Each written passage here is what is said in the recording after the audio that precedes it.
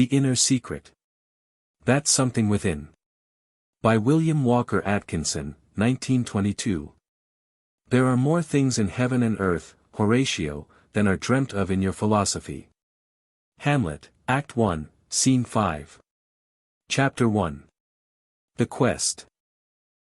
Looking backward over the space of nearly 60 years, and reconstructing in my memory the thoughts and incidents of my boyhood from the age of 10 until I was well advanced into my teens, I can now see that I was always a seeker after a something but dimly defined in my mind but which represented a distinct want of my nature. That something so early sought after may be said to have been of the nature of an inner secret of successful achievement and personal power. Just why I should have come to the conclusion that there really existed an inner secret of success and personal power, a something which when once known enabled one to achieve successful results in whatever was undertaken by him, I do not know. Perhaps it was the manifestation of an intuition, perhaps it was the result of a suggestion which I had absorbed from reading. At any rate I now see that the idea had become fixed in my consciousness, and that it colored all my youthful thought. I soon noticed that certain men seemed to possess some secret power which enabled them to do things, and to step out from the crowd. I noticed that men lacking this power never were able to accomplish anything worthwhile, and were apparently doomed to remain in the crowd of those of mediocre attainment and commonplace achievement. I inquired diligently of my elders concerning the subject of this secret power, but my inquiries were answered either by sage reproof or else by suggestive shrugs of the shoulders. My mother assured me that success was the reward of honesty and morality. My father assured me that success was the reward of perseverance and hard work. One of my uncles told me that it was something about some men that made them successful, but that something was beyond human knowledge, said he. You either have it, or you haven't it, and that's all there is to it. My uncle was not in the ranks of those who had it, I may add. Applying my mother's standard, and measuring the successful men I knew, as well as the unsuccessful ones, I soon came to see that honesty and morality, while quite excellent things, were not the infallible causes of success. I saw that there were some very honest and quite moral men who were far from successful. There must be something else needed, thought I. In the same way, I discovered that while perseverance and hard work were important personal characteristics, nevertheless, they did not always bring success. I knew many persevering and hard-working men who were cursed with poverty and failure. Here, again, thought I, the inner secret must be looked for elsewhere. So, finally, I came to accept, at least partially, my uncle's notion that the inner secret was to be found in that something about individuals which destined them for success. But, try as I would, I couldn't get over the idea that something about such individuals might be acquired even when not originally possessed by the seeker after success. This idea, also, must have been more or less the result of intuition, for it was contrary to all that I was told by those around me who asserted the existence of that inner something in persons which made for success. So I began to read the popular accounts of the lives of successful men, in hopes of stumbling upon that inner secret. I remember very well that about this time I was greatly attracted by a book which one of my cousins had bought at a circus. It was entitled The Life of P. T. Barnum, and was in the nature of an autobiography of that once very well-known showman, who was really something more than a mere showman. As I now remember the book, it was much better than many of the later books written for the purpose of pointing out the road to success.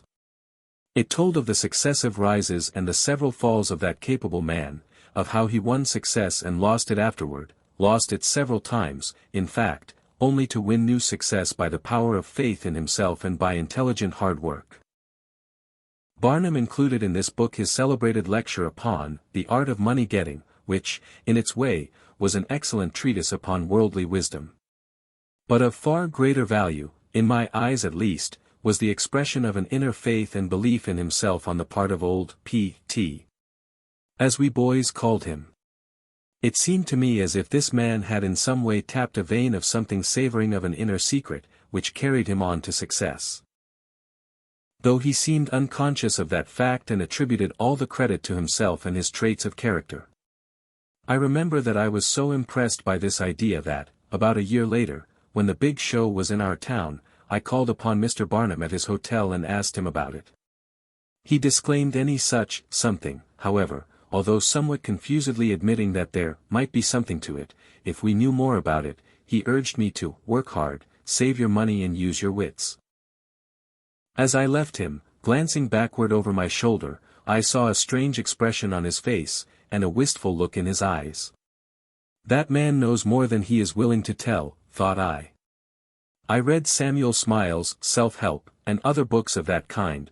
All of these preached excellent sermons on thrift, work, economy, etc., accompanied by convincing illustrations drawn from the lives of successful men. All this advice was good, some of it I afterward greatly profited by. But my missing inner secret was not to be found there. Afterward, I read accounts of the lives of great statesmen, warriors, and merchant princes, and obtained useful information from them, but there was no mention of the inner secret there either. All that I could get out of the subject from my reading seemed to be that certain habits and characteristics made for success, self-confidence being one of the most important of these. But, nevertheless, I seemed to have even more clearly fixed in my mind the fact that there was, indeed, something about these individuals which, if one could but also acquire it, would make him successful. By this time I was in my early 20s, doing reasonably well in the way of working my way up the ladder of business success as an employee. My quest for the inner secret was unabated. In spite of all the sage advice concerning the rules of success which was freely bestowed upon me by older men, principally by my employers, I still clung to my belief in the existence of such an inner secret, although at times my reason reproved me for so doing. The ordinary rules did not seem to account for the results, although they were useful adjuncts, I thought. Neither would I for a moment accept the conclusion that it is all luck, which was the final report of many of my associates in social and business life. I still believed in that something about certain persons, and I felt a keen desire to learn the inner secret of that something. As I grew older I came in contact with a number of comparatively successful men, and I lost no opportunity of tactfully sounding them concerning this subject. Most of them, at least at first, pooh-poohed the idea. But afterward, in moments of unusual confidence, a number of them somewhat reluctantly and almost shamefacedly acknowledged to me that at times they were convinced that there was something about them, or rather, something outside or above them, which aided and assisted them in their success, something which inspired and guided them often in spite of their own previous ideas and convictions concerning their course of action. This was rather a new idea to me, or, at least, a variation of my old idea. I determined to investigate the matter further. As I grew still older, and was thrown more and closer in contact with men of affairs and of prominence in the world, I found that in the secret heart of most of them there existed a silent, indefinite, but still strong feeling that there was a something outside, which was on their side, and which was always working silently in their behalf. A brooding something which was a fount of strength and an unfailing resource. This seemed to be the fundamental idea, the essence of the thought or experience, but nearly all of these persons had each his own interpretation of the essential fact. Those of strong religious convictions held that, the Lord is on my side, He has been good to me, and always has responded to my call. Others seemed to believe in a favoring destiny, or even a lucky star. Others spoke vaguely of higher powers, or beings on the other shore, who were working in their behalf. Others had rather gross superstitions concerning the case, incredible superstitions they seemed, considering the standing of the men holding them. One and all, however, held that something about them was really a something above them in which they had come to believe and to trust, by reason of their own experience in the matter. A few points, however, were impressed upon my mind, in connection with these cases, namely, that, 1, the greater the degree of faith in the something above held by the individual, the greater seemed to be his degree of success attributed to such influence. 2, that it seemed to make but little difference just what the person believed to be his beneficent and powerful something above, provided that he believed in it. Whether it was divine providence, destiny, or a magic charm, it seemed to work provided that he believed in it hard enough, and 3, that the more faith and belief the person had in that something, the greater grew his faith and belief in himself. When the person got to believe that the something and himself were in partnership, the former as silent partner, and himself as active partner, then the firm became a mighty one, and he, himself, as the outward front of the combination became filled with self-confidence and self-reliance.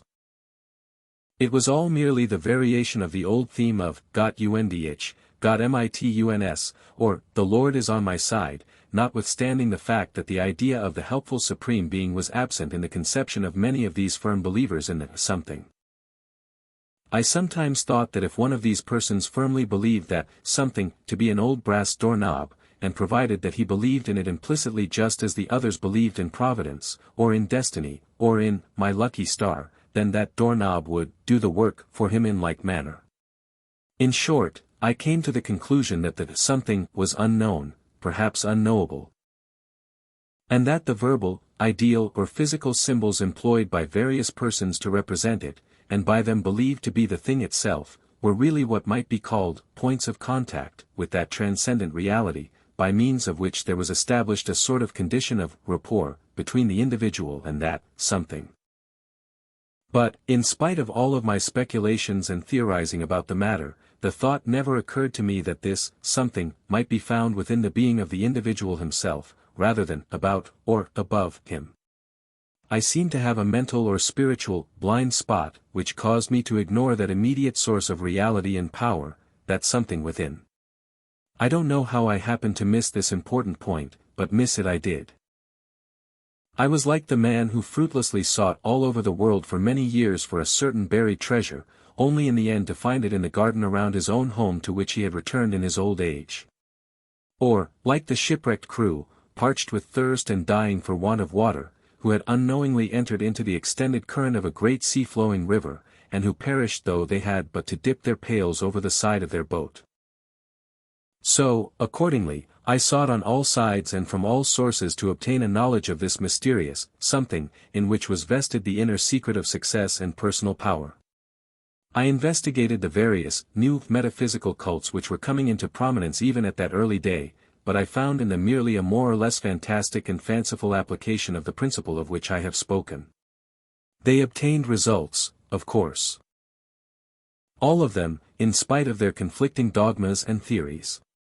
Each claimed to possess the inner secret, and to have the one and only truth, yet all obtained results in about the same measure.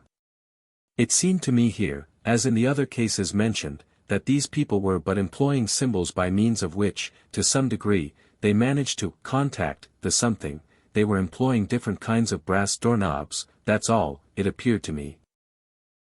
I could have obtained a measure of good results by adopting the methods and beliefs of some of these folks, just as I could have obtained the same by adopting some of the various methods and beliefs of some of the successful business men, and men of affairs, whom I have mentioned. But these, to me, mere brass doorknobs, were not sufficient. I refused to temporize or to compromise with truth. I wanted the truth, the whole truth, and nothing but the truth, and would be satisfied with nothing short of that.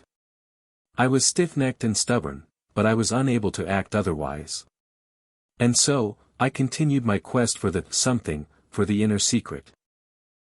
From the new metaphysical schools, and the quasi-religions or pseudo-religions based upon the same general principles, I passed on to the numerous so-called occult and mystic cults which were even then found in considerable number, though not in the great variety manifested in after years.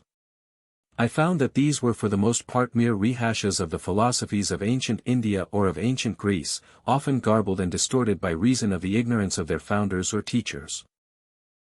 Brushing aside the superficial coverings, I found in them also but the effort to contact something by means of verbal or formal symbols. Merely some new varieties of brass doorknobs, thought I. I could have obtained benefit by employing the methods of some of these schools, or cults, for undoubtedly they had gotten hold of something, as a practical business friend of mine once brusquely stated it. But I felt that while this was probably so, still even the head ones seemingly did not know just what it was which they had gotten hold of, and in their endeavors to build up a philosophy or an organization upon the results obtained by their methods, they often lost entirely the original spirit of the something, and buried the whole thing under a heavy rock of form and dogma, upon which they took the exalted place of the marble figure of claimed absolute authority. I was not satisfied with this, I wanted to get back to the original source. I took up the study of the leading philosophies, ancient and modern, Oriental and Occidental. Here I found much to exercise my intellect, and to enable me to know that I did not know, and why I did not know, and how to discover philosophical error and fallacy. But, otherwise, there was no awakening of intuition, and no arousing of inner experience. All was on the surface of intellect.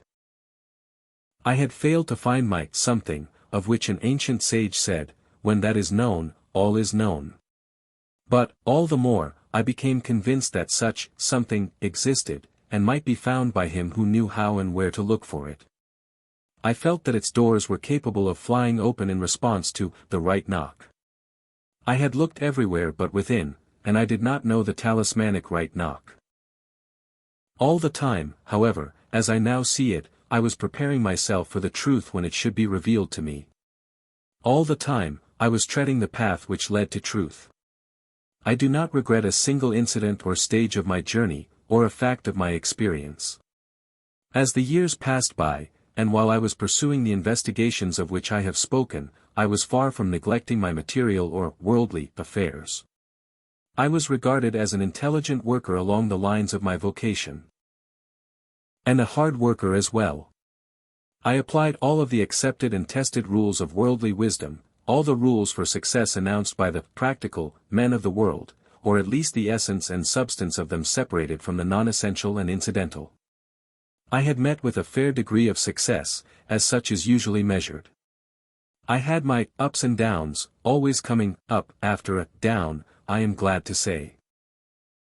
In short, I was the fair average of the reasonably successful ambitious man nearly 40 years of age. But, in my heart I knew that I had failed, inasmuch as at the best, I was only a fair, average, commonplace successful man of affairs.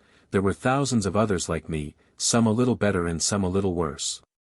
I had done nothing which seemed to me to be worthy of the powers which I felt should be innate within me. I was still in the crowd. I had never been able to step very far out of it, never more than a foot or two at the most. The dreams of my youth were unrealized. My secret ambitions were still nothing more than hopes. While I was spoken of as a worthy example of reasonable success, and though I was favorably regarded by those higher up, yet I knew in my heart of hearts that I had done nothing really worthwhile, that according to my own standards I was a failure. Worst of all, I had failed to find that something, which was about, or above, persons which served as their inspiration and touchstone of success. I had failed in my quest of the inner secret. About this time, shortly before I had reached the age of 40 years, the deluge overtook me. I seemed to be the victim of a malicious fate, and at the mercy of sardonic, cruel supernatural forces. Everything that I valued in the material world was swept away from me by a series of avalanche-like happenings. By reason of circumstances apparently beyond my control, and through causes seemingly beyond inclusion in any possible previous calculation on my part, there were set into motion a series of events which when they reached the field of my interests had attained the force and destructive motion of a tornado. It seemed like the happening of the impossible. All circumstances seemed to conspire for my destruction. My business prospects were ruined. My investments were wiped out. My social and business standing was destroyed. My business passed into other hands. By reason of quite unfounded and unjust accusations, seemingly supported by an almost diabolical chain of circumstantial evidence, my good name was almost lost, and the respect of my business and social associates was seriously jeopardized. My family was alienated from me. My children felt that I had disgraced them, my life companion believing the slanderous tongues of those who were arrayed against me, and refusing to allow me to explain away the ugly appearances and circumstances connected with my downfall, insisted upon a legal separation which afterward was made permanent. Yet I was as innocent as a babe concerning the offences charged against me. Time has since fully vindicated me in the eyes of the public, and in the courts of the law. The mills of the gods have ground to dust my enemies and unjust accusers. But, at that time, I seemed destined to utter ruin. My health broke under the strain, and I became a mental and physical wreck for the time being. I was eventually forced to seek employment at a meager recompense in a distant city, under most discouraging circumstances and with most unattractive prospects for the future. In the eyes of my former friends and associates I was down and out, has been, a man, all in and through. Looking back over the period of 30 years which intervenes between that time and the present, I can see that I was then a living example of the condition expressed in the lines of Henley's Invictus. For surely the scroll was charged with punishments, and I was covered with the night that was black as the pit from pole to pole. Truly I was in the fell clutch of circumstance, and my head was bloody under the bludgeonings of chance. Yet in the darkest hour I felt within me that there was a way out, and that I should find it. Strange as it may seem in view of the circumstances, I felt within me a still stronger conviction that there was really an inner secret of success and personal power, and that I should find it. Indeed, it was this conviction alone which enabled me to bear the burden, and to keep my soul alive. Without this I doubtless should have sunk deeper and deeper into the mire, never to rise therefrom. I was not as yet the possessor of the unconquerable soul, not yet the master of my fate, the captain of my soul, certainly not consciously so, at least.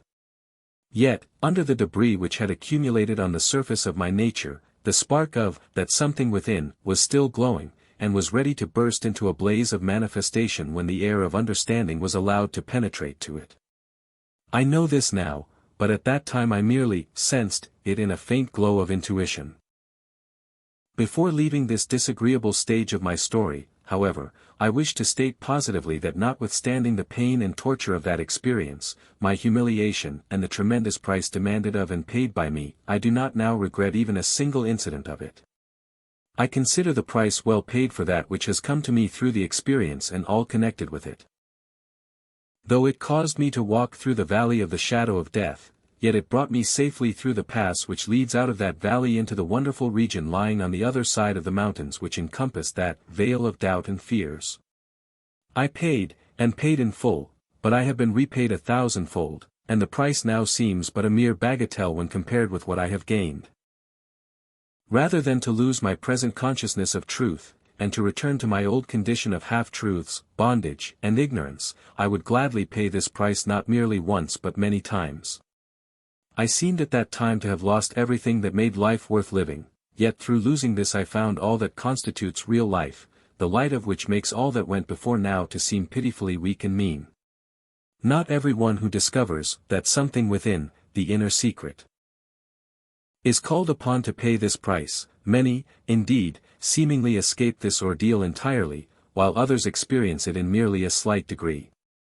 But, with some, like myself, who seemingly are blind to the truth so near to them, and who apparently are determined to escape their own good, there seems to be needed the interposition of forces which first destroy in order that other forces may build on the vacated site.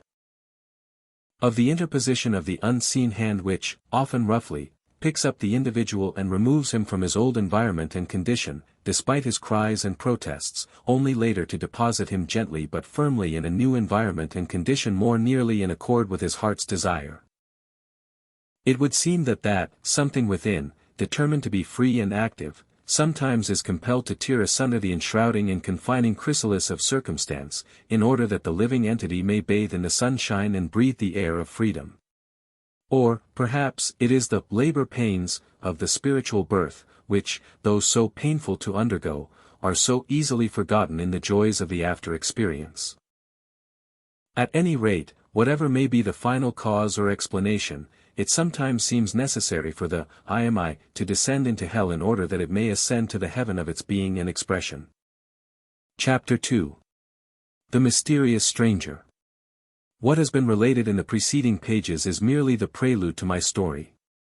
The story itself really begins with the account of my meeting with that remarkable individual whom I at first, half lightly but still half earnestly, thought of as the mysterious stranger. This wonderful individual came into my life apparently by chance, but I now know that I had attracted him to myself, and that I had been attracted to him, by the operation of that strange and potent law of nature known as the law of attraction. How little does the average person realize that this wonderful law is constantly manifesting in and concerning him. He notes from time to time that things happen in strange ways, bringing remarkable results. But he usually thinks that this is but the operation of chance, never realizing that it is the logical result of a fixed law proceeding with an unerring and inevitable rule of action, bringing results in strict accordance with its nature, results mathematically exact and logically perfect. Chance, in the sense of the manifestation of uncaused effects, does not exist.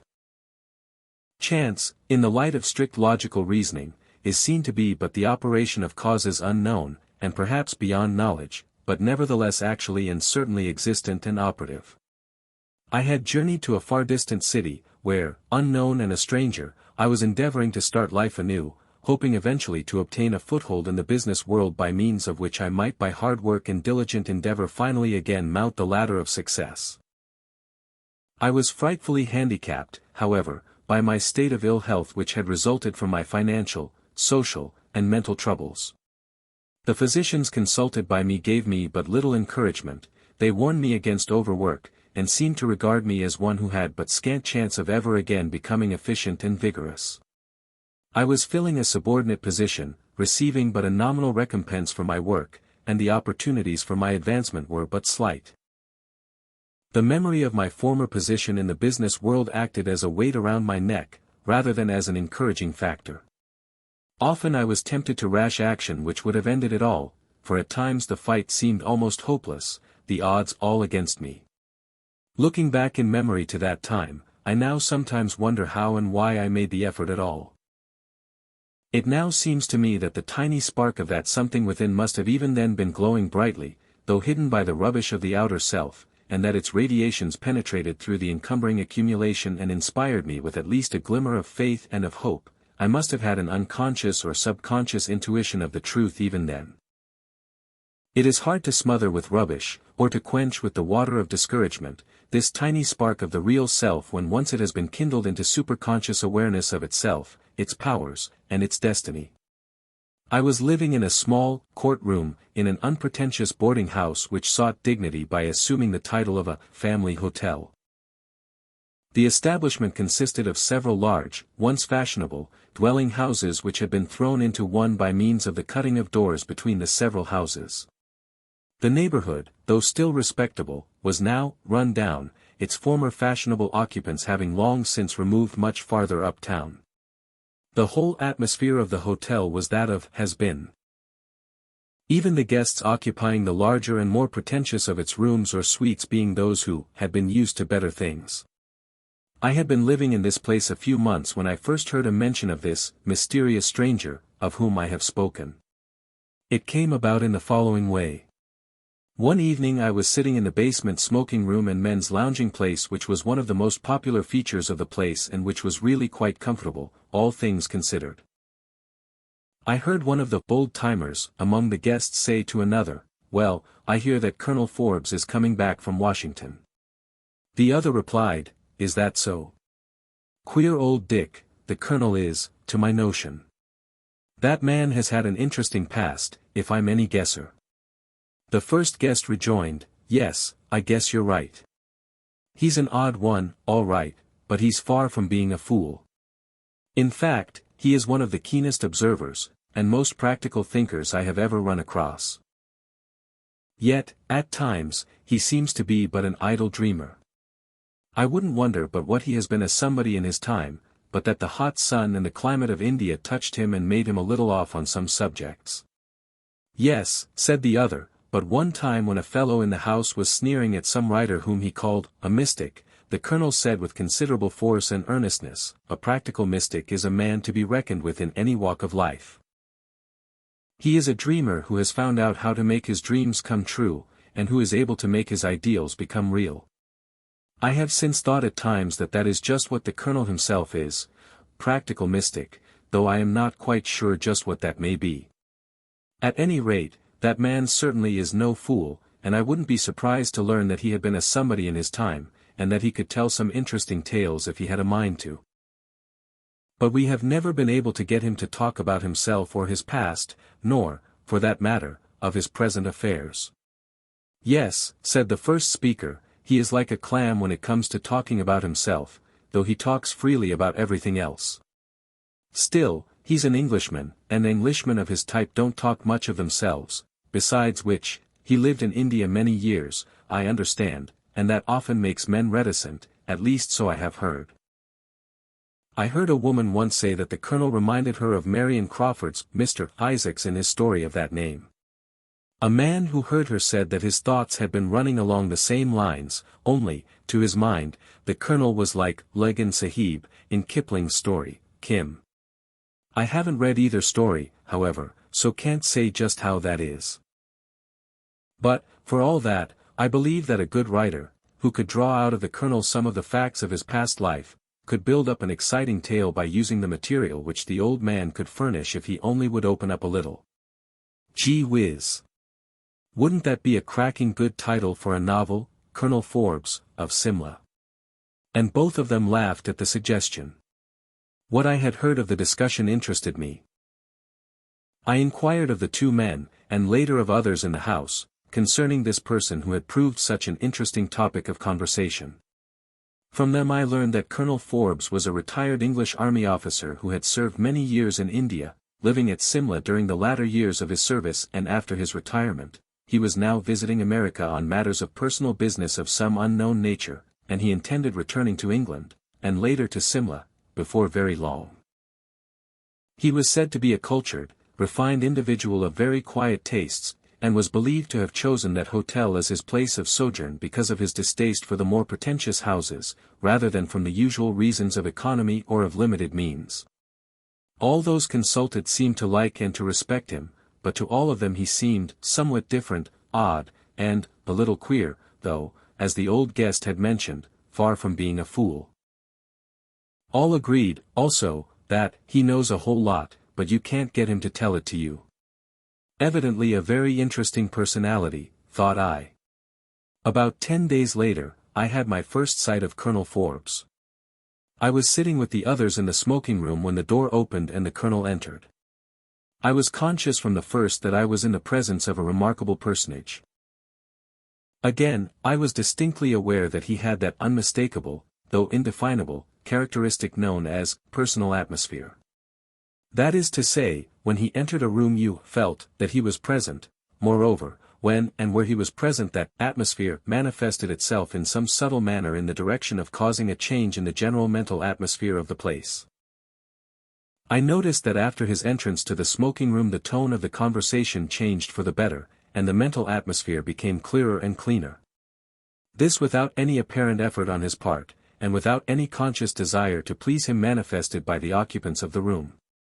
He raised the vibrations, as it were, that's all. Do not gather from this that the colonel was a prig, or a Puritan. No one could have thought of applying those terms to him. He was rather a refined, cultured, thorough man of the world. Apparently, nothing in life was alien to him, and, like the sun, he had evidently gazed upon the good and the bad, alike. But there was an essential and fundamental cleanness about his mind, you could feel that. He would freely discuss matters which ordinarily are the subject of ribald jest, but which to him seemed to be but facts of scientific interest. His mind was as clean as that of a surgeon or a mathematician engaged in his chosen work. While he showed an intimate knowledge of all phases of life, many strange phases for that matter, yet there was always the implication of a curious detachment therefrom, a strange impersonal view concerning them. Well, to get back to my story, I gazed with interested attention upon Colonel Forbes as he entered the smoking room of the hotel. I think, however, that he would have awakened interested attention in almost any human being of average intelligence. Interest and attention attached to him as readily as bits of steel attached themselves to the magnet. He did not demand attention, however, for he was very unassuming, modest, and absolutely lacking in pose or strut. His presence did not shout, "Here I am, a somebody of consequence, look at me." Nothing of the sort, I assure you. But, just as truly, it said in quiet, firm tones, "I am here, a real being, an individual." His personality was unobtrusive, his individuality was attention-compelling and interest-arousing. I trust that you will make the distinction and differentiation between these two respective terms, personality, and individuality, for such is important. Personality, at the best, is concerned with the outer aspect of the human being. Individuality, at the last, is concerned with his inner aspect. Personality is the garments worn by one, individuality is that one, in himself, or in herself. Personality is the expression of the me. Individuality is the expression of the I. Colonel Forbes, as he entered the room, seemed to be about 60 years of age. His hair was thick though fine, abundant in quantity, and of an iron-gray color. He was tall, rather slender, muscular and wiry, with wide shoulders and full chest. His arms and legs were long, though so well proportioned to the trunk that their length was not especially noticeable. His skin evidently had been originally fair, but was now tanned to a deep brown by reason of his years of exposure to the sun of a warm country. His forehead was high and wide, his chin was firm and broad, yet not aggressively so. His mouth was evidently firm, though partially concealed by an iron-gray mustache. He was well dressed. So well, in fact, that one did not think of this at first, nor was one's attention caught by any particular part of his apparel by reason of its color, cut, or texture. I remember now that my interest and attention were especially attracted by two particular features of his general appearance, namely, his powerfully piercing eyes, and his somewhat wistful, certainly inscrutable, smile as he entered the room. In thinking of him now, my memory brings to me the picture of those eyes and that smile. For I afterward grew to know both of them very well, and to discover an ever new interest in them. Even his well-modulated, vibrant voice, well remembered as it is less strongly impressed upon the tablets of my memory than are those wonderful eyes and that strange smile. These features of the outer appearance of this good and great man were the first to attract my interest and attention, the ones which most strongly held that interest and attention during my association with him. And the ones which now are strongest in my memory. His eyes were of a clear blue-gray color, and possessed that quality of depth or distance which reminded one of peering into a deep well filled with the clearest water, or of gazing at the clear, deep blue summer sky from the mountaintop. They indicated mastery, but rather a mastery of his own physical and mental nature than over the will of others, though that last power seemed to be there, also, lurking in the background. They indicated power, but rather the power over the forces of nature, within and without, than over subordinate human beings. They indicated knowledge, not alone the knowledge contained in books, but also the knowledge of the hearts and souls of men, and the knowledge of the secrets of nature. One felt that those eyes were capable of reading and knowing the inmost secrets of one's soul, but one did not resent this, for the reading seemed to be the act of a friendly, not an alien, mind. Their earnest gaze brought peace, and not fear or unrest. His mouth, showing itself to be firm though rather well covered by the grey mustache, had a trick of moving at its corners into a little smile which may be expressed only by the word wistful, though it was that and more.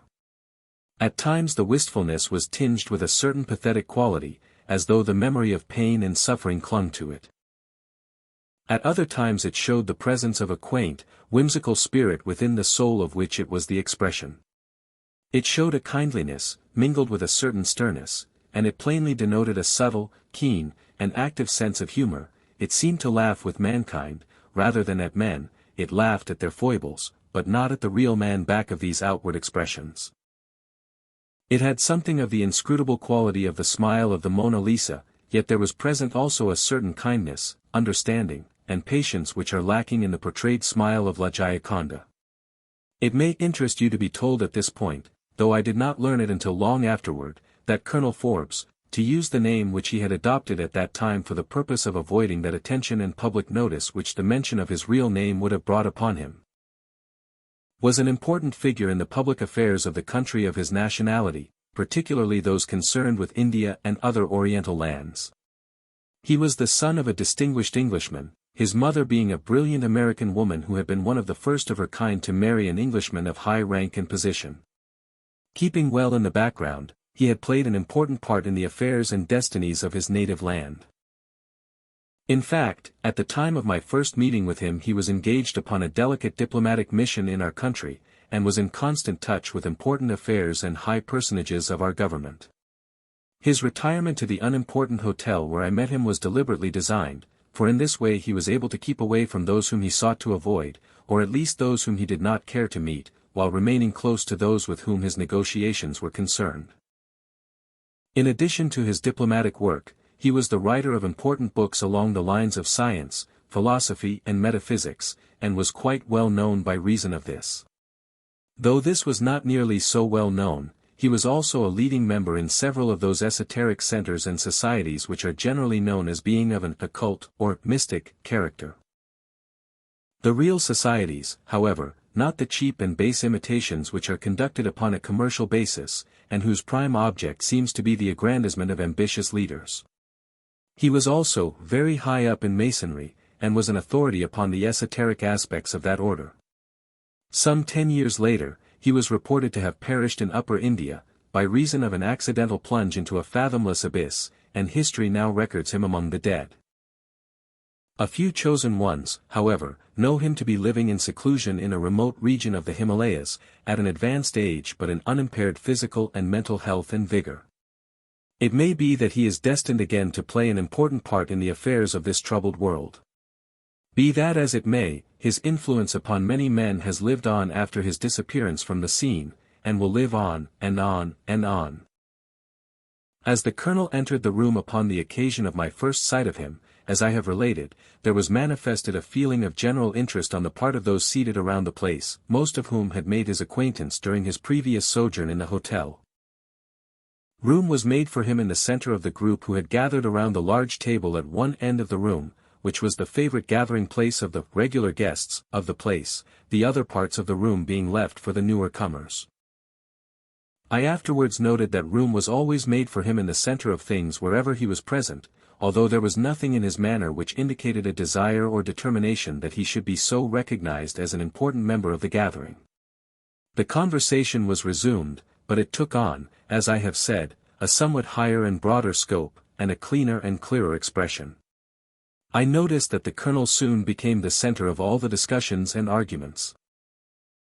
Although there was no trace of self-assertion or dogmatism in his manner or speech, it soon became evident that he was uttering the final and conclusive word regardless of the subject discussed.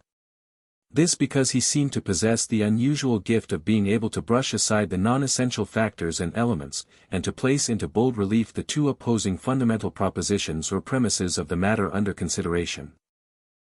These pairs of opposites, or antithetical ideas, he soon managed to harmonize and to reconcile, the result being that there always appeared the golden mean, or balanced truth, resting between the two extremes. The respective two extremes usually were then seen to be but half-truths, different sides of the same general truth, the truth itself being the result of the reconciliation and harmonization of the pair of opposites. This does not mean that he was a weak-kneed compromiser, or a trader of one advantage in argument for another. On the contrary, on matters of positive principle he was quite determined and unwilling to surrender even an inch of what seemed to him to be the truth. But he was the most consistent possible example of the conviction that truth lies in the middle of the road. During the course of the evening, one of the most interesting and instructive evenings I had ever spent up to that time, someone introduced me to the colonel. He courteously acknowledged the introduction with a grave nod accompanied by a kindly smile, at the same time bestowing on me a keen, searching glance. I felt that that glance was penetrating into the very depths of my soul, and yet I was not disturbed. As his attention and thought seemed to focus upon me in the glance, I was certain that I perceived in his eyes a somewhat surprised flash of recognition of something within myself, though I had no idea of what that something might be. This impression seemed to abide with him, for when he left the room shortly afterward, he laid his hand on my shoulder in passing, and said with what to me seemed to have a special emphasis and meaning, "I would like to see more of you while I am here, Mr. X." Then, after making a half-turn away from me, he added, "Better look me up, soon." After the door had closed behind him, one of the old guests of the house said to me, "You have evidently made an impression on the old boy." I never knew him to say anything like that to anyone before. Another of the old guests added, flippantly, "Yes, that's right. Better make love to the old chap, Mr. X. He looks like money to me, and he might make you his heir." Everybody laughed at this, but I felt that there might be something more in it than appeared in the words. I had a strange conviction that the mysterious stranger had something for me, but something worth more than money. Though money was an important item of my thought in those days, for I had but little, and needed much of it. That night I had a strange dream, something different from anything in the way of dreams that I had ever experienced, though, to tell the truth, I was not much of a dreamer, and took but little interest in them, and certainly attached no importance to them. I mention this last fact because I do not wish you to jump to the conclusion that I was, or am, one of those unpleasant individuals who are always seeing things in their dreams, trying to interpret their dreams, and, worst of all, boring their friends with the recital of them. In my youthful days I had never bought a dream book, and I never had much respect for those who did. I never have been able to listen with patience to a person who wishes to tell what a strange dream he had last night, or how one of his dreams came true, or anything else of that sort. I even now feel an impatience at the overemphasis placed on dreams by the followers of Freud.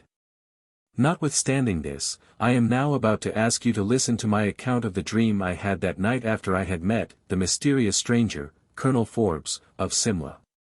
In my very vivid dream that night, I seemed to be walking hand in hand with the colonel, traversing a bleak and barren plain covered with what seemed to be the ancient lava deposits of an extinct volcano. It was a region of desolation, a veritable wilderness, with no signs of life apparent to my gaze.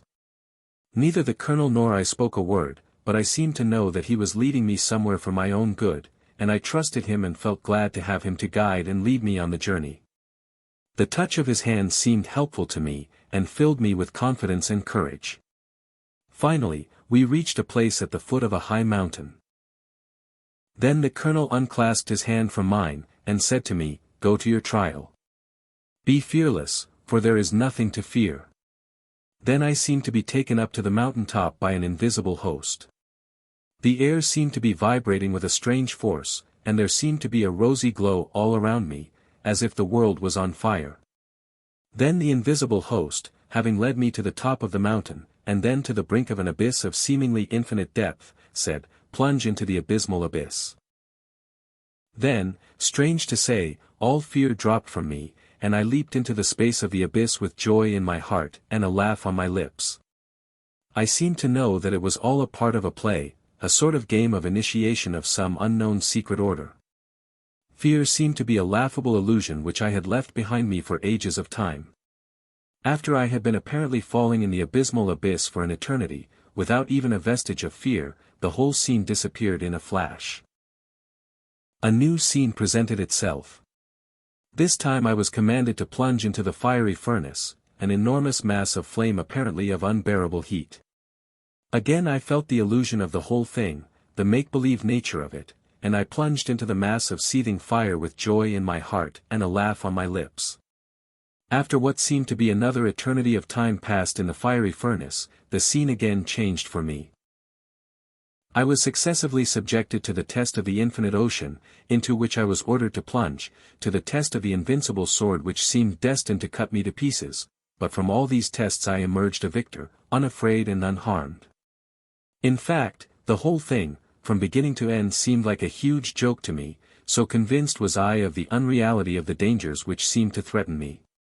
It was not that I felt that I was superior to these apparently dangerous things.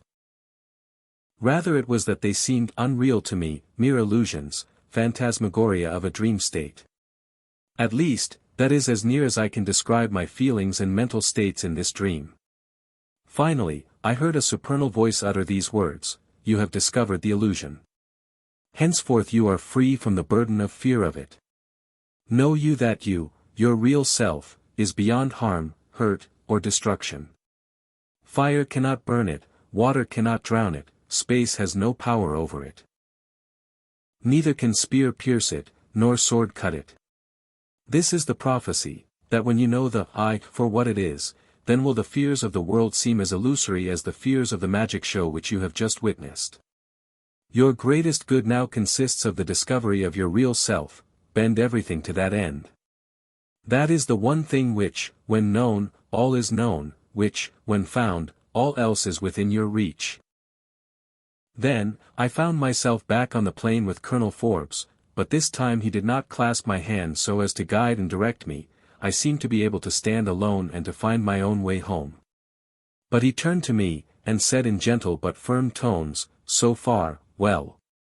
May it continue to be so with you." Then the dream came to an end, and I awoke to find myself safe in my bed in my hotel courtroom. Then I became conscious of a strange fact. Just before dropping to sleep and into the dream, I had heard the clock sound the first stroke of 2. I knew it was 2 o'clock, because I had been awake an hour before when it struck 1. Now, as I awoke from my dream, I distinctly heard the second stroke of 2. The whole dream had been compressed into the time elapsing between the first and the second stroke of the 2. I remember saying to myself, well, it seems that time as well as space was annihilated for me in that dream. That was all that there was to it. The dream was finished. I am not claiming that it was more than a dream, but it certainly was an unusual dream, I thought, and still think. Whatever may have been its cause, nature or meaning, it certainly worked for good in me. The next morning, I found that a certain change had come upon me. I cannot say that I felt stronger or more real than before. Rather, I may say that I felt that the difficulties, dangers, trials and troubles of life were less real than I had before thought them. I began to feel more and more that the hideous dragons in my path were but lath and plaster creations, with phonographic attachments in them shouting, "Boo!" at me. I first found myself able to look back at my late series of misfortunes as something like the lath and plaster dragons, then I ceased looking back at them at all. I was through with the past illusions, and the present and future fantasies I would be able to recognize as being just what they were. Never again would I mistake them for realities, I could never again be fooled by those bugaboos.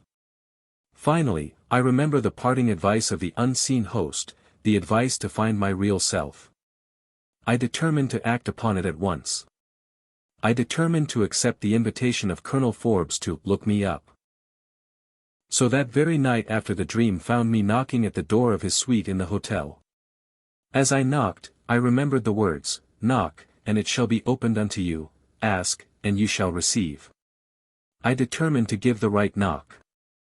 Chapter 3. The Revelation. "Come in," came the message sounded by the firm, well-modulated voice of Colonel Forbes. I entered the room and took the comfortable chair pushed forward for me by my host. The room seemed in some strange way to be, as it were, an extension of his own personality, so saturated was it with his unusual mental atmosphere. One would need no further evidence of the fact that the spirit of strong individuals is reflected in some subtle way by the places in which they spend much of their time. Places have their characteristic atmospheres which result from the mental vibrations of those who abide in them. Modern science is rediscovering this ancient truth. In a few moments after entering I felt perfectly at ease, and I may say, also at home, in the Colonel's room. Although I had met him for the first time only the previous evening, and even then had been with him only for a short time, yet I felt that I was in the presence of one who knew me even better than I knew myself, and one in whom I might repose the utmost confidence without any fear that it would be abused. Although there was nothing of the priest about Colonel Forbes, one could not help feeling that he would make an ideal father-confessor. Although nothing could have been further from my thought and intention when I entered the room, nevertheless, in a few moments I found myself telling him without embarrassment the story of my strange dream of the night before, and asking him whether in his opinion there was really anything in the experience more than exuberant fantasy of dreamland. Ordinarily, a question of this kind concerning such a subject would have been the last possible one which I would have addressed to any man, even one whom I had known intimately for years.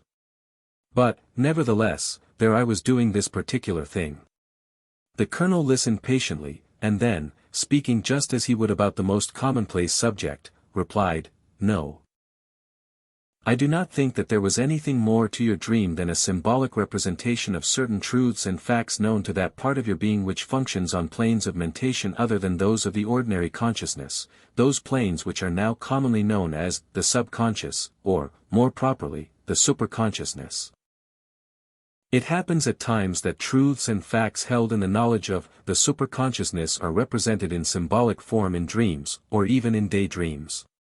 As a rule, however, the occurrence of such experiences indicates that the knowledge is passing downward to the field of ordinary consciousness, and may be expected to manifest on that plane before very long.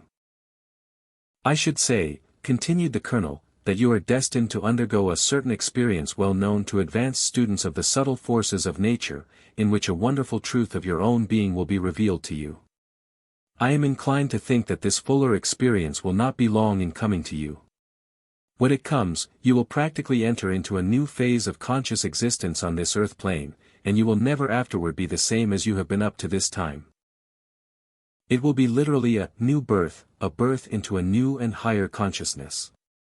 In some cases this dawn of a new consciousness is preceded by unusual experiences similar to those of your dream of last night, and is often followed by another and even more remarkable experience of a similar nature. But this does not always happen, and many pass into the new consciousness just as the little child at some time in its early years easily passes from the third-person stage into the first-person stage, from the stage in which it thinks of itself as Johnny, or Mary, into that in which it thinks of itself as I.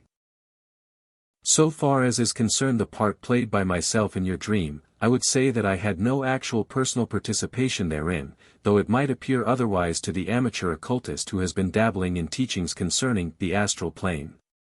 Your dream experience was of an entirely different order, however, and is purely symbolic.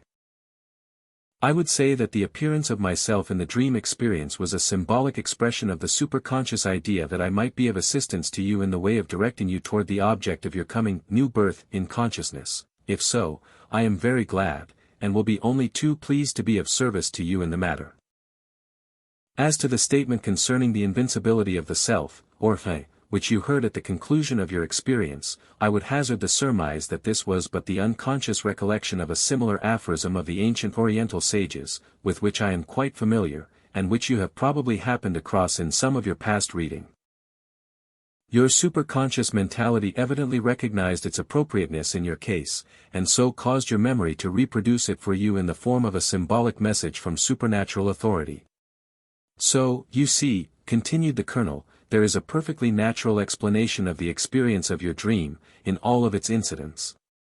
Men are far too apt to seek supernatural explanations where perfectly natural ones are sufficient and are at hand. This is a mistake. Nature is so filled with wonderful things that we have no need to drag in the supernatural by the horns in order to account for strange and unusual experiences. It is true that these natural explanations take away something of the mystery and fascination, but to the true student of truth these things do not count. To them, nature is quite as interesting and as fascinating, and fully as mysterious, as anything in the realm of the supernatural that the imagination of man has yet conjured forth. Now, suddenly said the Colonel, tell me about yourself. You are evidently seeking something very earnestly, and your superconscious mentality has caused you to seek out myself as a probable agent capable of helping you to attain the object of your quest. From all the indications, I think it probable that I may be able to assist you. In fact, I really experienced a feeling of this kind when I met you last night. I am seldom mistaken in such intuitions or instincts. What is it you seek? Tell me the story of your past experiences in life. I then told the story of my life to the Colonel, much the same story that I have related to you in the foregoing pages. But, strange as it may seem, I found myself passing rapidly and lightly over the tale of my late downfall and misfortune. This seemed to have lost its former importance to me, and to be but an inconsequential incident of something of far more importance. Likewise, I found myself dwelling at length, and with earnestness, upon my lifelong search for the inner secret of success and personal power. This one idea shone forth with such strength that all the others were dimmed by its power. The Colonel again listened silently and attentively. A few questions asked from time to time, in the course of my narrative, sufficed him. When I concluded, he said, "You were quite right in your intuition and instincts. There is, indeed, an inner secret of success and personal power, and to much else beside. There is in existence and power that something which you have sought, but you have not sought for it in the right place. You have sought afar for that which really lies nearer to you than does anything else. You have sought for the something about, and the something above, but you have failed to search for that something within. This last is that wonderful something which is the object of your quest, and in which is to be found the inner secret of success and personal power. That something within is the quintessence of that which you experience in consciousness as the conviction of, I am I. But this, I am I, is not the petty thing of personality, built up and composed of the personal physical, mental, and emotional qualities and states which you usually regard as yourself. These compositive parts, elements and factors of your personality may be said to constitute your me, your I am I, however, is something much higher, much greater, much more essential, much more fundamental than the aggregate of the qualities and attributes of your personality. When you have discovered the inner secret of the I am I, then you become the master of those compositive elements of your personal being, and, consequently, of all the things of the outside world which are influenced by them, and this field of outside things, so possible of being thus influenced, is far greater than you now imagine. From now on, said the Colonel, the chief aim and purpose, end and intention, of your thought, desire and will, should be that of the discovery or unfoldment of that something within, this real self, this I am I. Maintain firmly and continuously the definite idea to achieve it, an ideal strongly and clearly defined in your mental pictures. Let the flame of your desire burn fiercely for it. Manifest full hope, faith and confident belief in the successful outcome of your efforts in that direction. Manifest toward it the persistent determination of your will of wills, continue to will it so persistently, determinately and strongly that all nature will come to your aid and assistance. I was amazed by this revelation of the Colonel, but I felt within me the assurance that he spoke the truth. I felt immeasurably nearer to the successful termination of my quest. I determined to follow his instructions to the letter, from that time on. But I first sought to obtain answers to the many questions which were then arising in my mind. The Colonel, however, kindly but firmly declined to proceed further in the instruction at that time. Rising, he dismissed me courteously, saying, "That is enough for this lesson. Let what I have said sink deep into your mind. I have planted the seed, it is for you to water and to care for it. If you do this it will take root, sprout, put forth leaves and blossoms, and finally bring forth fruit. Come to see me tomorrow evening." During the following day I found myself inspired by the glimpses of the truth which had been furnished to me by my good friend and teacher, the Colonel, in our conversation of the evening before. My mind, however, instead of being distracted from the duties and task of my daily work, seemed to have taken on an increased keenness and activity and, indeed, I managed to solve several perplexing questions which had heretofore baffled me in the course of my work. The mental activity which was concerned with the matter of the discovery of the something within seemed to be manifesting beneath the level or plane of my ordinary consciousness, though I was in a way aware of the process. While the surface activities were operating with even greater proficiency and efficiency, I was keenly aware that something was taking place below the surface, in the depths of my mental being. After dinner, I again sought the room of the Colonel, and was as before cordially greeted by him. After telling him of the experiences of the day, I was informed by him that he felt that I was now prepared for the second of the 3 fundamental lessons which he intended to give to me.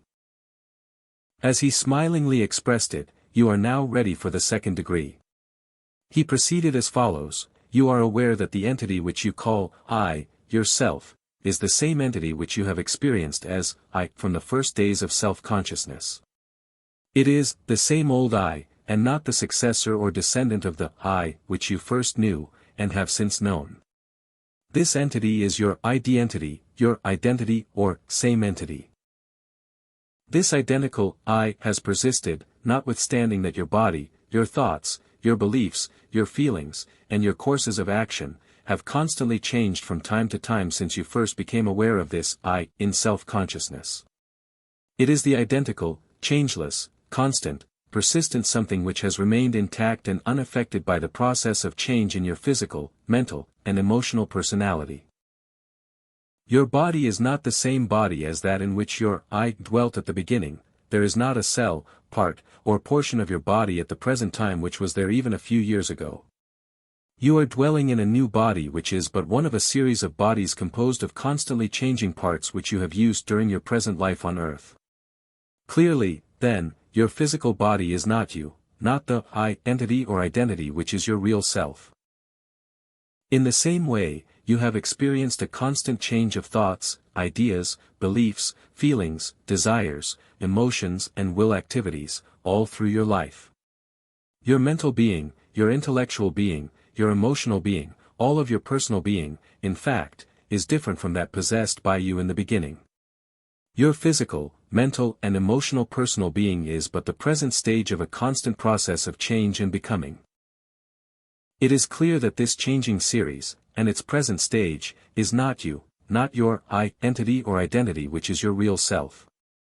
Consequently, your physical, mental, and emotional being is akin to the jackknife of the boy in the story. The knife had 3 new handles and 7 new blades replaced in it during the years of his ownership of it, yet he called it, the same old knife. But it wasn't the same old knife at all. It was simply the successor or descendant of the original knife owned by the same boy. The boy was the only identical factor or element, the only same old thing in question. Now, your I is like the boy, your physical, mental, and emotional being is the renovated and revamped old knife employed by him as his instrument or tool. You are the only identical real thing. Your physical, mental, and emotional being is but your instrument or tool employed by you in your work and expression of personal life. Things which constantly change are merely processes, not entities. You, your I has not changed, it is your real self, that something within, your actual entity and identity. Fix this well in your mind. When you are able to set aside in self-analytical thought all that composes your physical body, all that constitutes your intellectual and emotional being, and to see these in consciousness as being merely tools and instruments to be employed by your I in its individual expression and manifestation, just as the boy could distinguish between himself and his jackknife, then, and then only, will you become I-conscious in truth. In such consciousness, you will undergo the new birth, you will be born again, this time into the world of real selfhood, egohood, and conscious identity. When you are able to see yourself as your real self, your I existing in identical being, and surrounded by its physical, mental, and emotional tools and instruments of expression, then you will have discovered that something within. With these words, which sunk deep into my inner consciousness, the colonel again dismissed me, bidding me return on the following evening for my 3rd degree. I laid awake that night, unable to sleep by reason of the intense activity of my mind. I was conscious of a gradual clearing up process underway in my mentality. I employed the process of self-analysis, and discrimination between my I and my mental and emotional faculties and states of consciousness. I had already learned to discriminate between myself and my body. I plainly saw that it was the same I which had experienced the changing series of mental and emotional processes and states during the past years of my life. I saw that the things of personality were but as garments worn by the individual, identical I. I saw, by the exercise of my imagination, that I might even act the parts of different personalities, in different bodies, one at a time, however, but that the I playing each and all of these parts would be the same, identical self. Try as I did, however, I was unable even in imagination to think away this I, or to exchange it for another similar to it. It refused to be thought away, or to be exchanged for another. I saw, finally, that so long as I continued an individual being, this I must remain identical, the same, unchanged in essence, substance, and nature. Like the actor playing the different roles in an extensive repertoire, who is always himself notwithstanding his temporarily assumed characters or masks, I saw that no matter how changed I might be in my physical, mental, or emotional character and appearance, I would always remain the same old I, persisting unchanged throughout all the outward changes of character and of the material scenery of environment forming the background and side scenes of the play. Moreover, instead of feeling weakened or lost by reason of this discovery of my essential differentiation from these incidents and elements of my personality, I really felt stronger, better, and more efficient by reason of the experience. No longer heavily burdened by the things incident to personality, I felt better able to employ the instruments and tools of personality to better advantage and with more efficiency. I am the master here, I said to myself. I will employ my machinery intelligently, and shall get all the work out of it that is possible within its capacity. Moreover, I will build new and better machinery for the accomplishment of still greater tasks. Finally, I also found that I was unable even to think or imagine myself out of existence. My I refused to be wiped out. Even when I thought that I had accomplished this feat in imagination, would then find myself, my I peeping around the edge of the curtain, gazing upon the supposedly empty stage, and noting my absence from it. I began to feel the I consciousness burning like a brilliant flame within my soul. I began to realize what is meant by the discovery of that something within. Toward morning, I dropped into a refreshing sleep, from which I awakened fresh and vigorous and ready to perform the tasks of the day, and to look forward with keen and intense interest to the coming of the evening in which I should receive my 3rd degree of the instruction of Colonel Forbes, of Simla. I felt myself in plain sight of the promised land, the land toward which my steps had tended for lo, these many days. The end of my quest was in view. The recognition and realization would then be followed by the manifestation of the something within. Of this I felt certain. Chapter 4: The 3rd Degree. The day passed rapidly.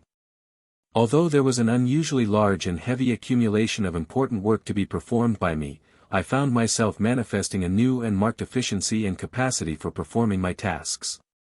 My mind seemed to function with a smoothness and rapidity unknown to me for many years. Plans flashed into my mind, and the means of carrying them out followed with a machine-like regularity. Certain ideas connected with the improvement of some of the operations of the business arose in my mind, and when these were mentioned by me to those persons in charge of the business they attracted immediate attention and brought a promise to investigate the matter with a view of adopting my recommendations. I instinctively felt that I had begun to awaken an interested attention toward myself on the part of those in whose employ I was. There was a subtle change in my position in the concern, and my experience taught me that I had taken a distinct step forward in my journey to success. As I now remember it, I became vividly conscious of a new relation between myself, my I, and my mental faculties, states, and machinery. I no longer seemed to be inextricably mixed up with these, but, rather, I seemed to exist as an independent entity in the center of my mental, emotional, and physical world of personal being, having my hands on the various levers of my mental machinery and being endowed with the power to operate the same with a new and higher degree of efficiency. Moreover, I became aware that I was setting into operation certain activities on those planes of my mind and will which were below the plane of ordinary consciousness.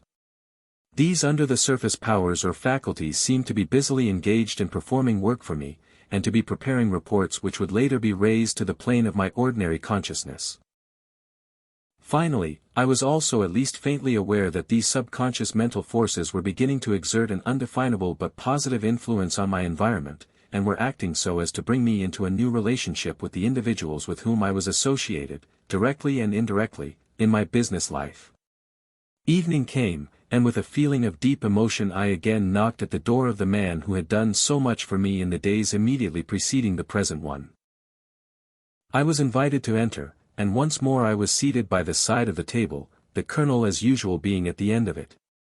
There was an expression of even more than the former interest and friendliness on his face. There seemed to have been established between us a bond of common understanding and sympathy, unexpressed in words but strongly present in feeling and in subconscious rapport. I noticed that in the eyes of my host there was a new expression. The soul gazing through them as through windows seemed to me to be ages old in knowledge and experience. It was as though that soul had lived forever, and had an intimate knowledge of things beyond the dreams of ordinary men. Gazing at me intently, the colonel said, "You have unfolded in consciousness even more rapidly and more fully than I had anticipated. I can see now that something within you has long been striving earnestly to bring your consciousness in actual contact with it, and has employed strenuous methods in order to bring you to the time, place, and conditions in which this might be effected. The confining sheaths of your personality have been tough, resistant, and stubborn, and your spiritual labor pains have been great. But, though the price has been great, the reward will be adequate. The rebound from your fall will be as marked, as rapid, and as great in extent, as was the fall. The reaction will equal the action, though in an opposite direction. You have discovered the real nature of your I am I, that something within, though as yet you are but on the very outer edge of the new realm into which this knowledge will carry you. Your real self has mounted the throne of your being, and has cast there from the pretenders who have sought to occupy it, and you now exercise the power which is rightfully yours.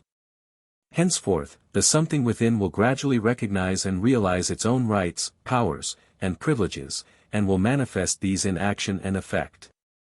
It will proceed to cast out the inefficient mental subordinates, and to replace them with those worthy of the retinue and court of the rightful monarch. You have a great future before you, and the joys of mastery and of attainment will be yours. But now, continued the colonel, you must receive what I have called your third degree, that stage of your initiation and instruction in which you are led to perceive just what this something within, this real self, this I am I, really is in its essential and fundamental nature and in its real and actual being. Without this knowledge the individual is apt to be led astray by his newfound power. Without it he often tends to attribute to his personal self, and derivative character, the power which really is vested in a much higher part of his being. One must know how to recognize the real gold of his being, else he may be deluded by the glittering imitations and counterfeits which abound in the realm of personality. Here the colonel paused, and rested for a few moments as if striving to find words fitted to describe the tremendous truth which he wished to convey to me. Or, perhaps, to choose simple words capable of being understood by me rather than those terms employed by him in his own advanced and exalted thought on the subject, this, as I now know, was no easy task. After a few moments of deep, concentrated thought, he said, "Let us begin at the beginning. The beginning of all thought concerning the truth is truth itself. The first and last truth concerning existence or being is this. There is present and active a supreme presence power from which all things proceed, directly and indirectly, and which is the base, ground, support, cause, correlator, coordinator, essence, substance, life, principle, presence and power of the entire world of things. All intelligent human thought reports this conclusion, all awakened intuition sustains and corroborates it, all philosophy finds in it its first and last facts. All attempts to identify this supreme presence power with things of the phenomenal world must meet with failure, for it transcends all of these. Speculation upon its essential nature is futile, and worse than useless, for it is far beyond the power of human representation in words. The finite cannot explain the infinite, the relative cannot define the absolute, the conditioned cannot diagram the unconditioned. Yet all human thought, speculation, reason, intuition, imagination and instinct affirm the necessary presence and action of this supreme power. Human reason, extended to its utmost limits, and corroborated by intuition, however, is able to furnish the following report concerning its concept of the supreme presence power, namely, the supreme presence power must be absolute, infinite, unconditioned, it must be eternal and uncaused. It must be absolutely identical, immutable, and unchangeable in its essence, it must be absolute integrity, indivisible, and inseparable. Moreover, all philosophy worthy of the name holds that it must be spirit, in the sense of being the essence of life, the essence of consciousness, the essence of will. It is very clear that this infinite presence power must contain within its essential presence and power everything that is, for there is no place outside of its infinite presence and power. Likewise, its presence and power must abide in everything that is, for its presence and power, being infinite, must be everywhere, and consequently in everything that is anywhere. Thus, you see, this supreme power must not only be that from which all things proceed, but also that in which all things live, and move, and have their being, and, finally, that which is immanent and abiding in everything. Fix well in your mind this triple conception of the supreme presence power, viz. 1. Its infinite presence, in which all things must abide and be contained, 2. Its infinite power, from which all activities must proceed and flow, and, 3. Its infinite immanence, by reason of which it is present and active in everything that is. If you will hold fast to these three elemental and fundamental facts, you cannot go very far astray in your thinking on the subject. In your former thinking you came to see that there was something about persons which gave them special power. This was, of course, this infinite something, or one of its expressions or manifestations. Later, you saw that many considered this something to be a something above them. This, likewise, was this infinite something, or one of its expressions or manifestations. Finally, you now have learned that the something you have sought is that something within. This likewise must be this infinite something, or one of its expressions or manifestations. The infinite something is that something sought in each case, though it may be looked for in three different directions. The superstitious person prefers to identify this infinite something with a something about individuals. The religious person prefers to identify it with a something above him, which view is all right so far as it goes, but which is usually in error in refusing to admit that the infinite something is also within the being of each and every individual. The wise thinkers of the past, and of the present, while freely acknowledging that the infinite something is ever about persons, and is always above them, also know that it is also certainly within themselves, and they prefer to seek for it there, for reasons which I shall now explain to you. The something about can only be viewed from the outside. You can never get into the actual presence of it, but can only view it from afar. The something above, likewise, exists chiefly as an abstract conception in your mind, and is never directly contacted in this way. You may feel inclined to dispute this last fact, but if you will inquire closely of persons of deep and sincere religious experience, you will find that their real conviction arises by reason of an inner experience, a conviction of the divine presence power within themselves, in their heart, as they express it. Though the devoutly religious person may think about the supreme presence power as above him, yet his supreme experience is obtained by reason of the fact that he feels within himself the glow of an abiding presence and power. Many of the orthodox religionists seek to deny this, yet in their hearts they know that the religious experience is always really an inner experience, that it is an experience of the heart, rather than of the head. The esoteric occult teaching has always been that the supreme presence power may be immediately contacted by directing the consciousness into the depths of one's own being, there to discover that something within. The most profound practical philosophers have taught likewise, though in different terms. The reasoning in both cases proceeds as follows: if there is a something, in which we live, and move, and have our being, and from which all things proceed, and if, as must be, that something is immanent within the being of each and every one of us, then, logically, that something must abide as the essence and fundamental substance of the being of the individual, and must be discovered there, if anywhere. The next step of the mystics, and of the practical philosophers as well, is that of actual experimentation along these lines. The result is that all of the great mystics, and all of the great practical philosophers, have each reported that at the very center of his being, at the very kernel of his consciousness, he has discovered a something which is different from anything else about himself, and which cannot be described in terms applicable to the latter. In fact, that this something within, when questioned, seems unable to define or explain itself in words other than these. I am I, or where the individual has advanced still further in his new experience, as, I am that I am. This experience, and the application of severe logical thought, has led the deep thinkers of the race to hold that the inner secret of being is to be found only in this inner experience of that something within. Why, ask they, should one seek in outer experience or in the experience of others that which may be found in the direct experience of oneself? Why, ask they, should one seek in distant lands, and over strange seas, for the treasure that lies buried in one's own garden? Say they, if this truth lies everywhere, it lies within myself, and within myself is the only place in which I can find it, for my direct knowledge is confined to the discovery of my own states of consciousness. Now, said the Colonel, if you admit that the infinite presence power really abides within your own being, as in all else, where would you expect to find it there, and what must it seem like when you have found it?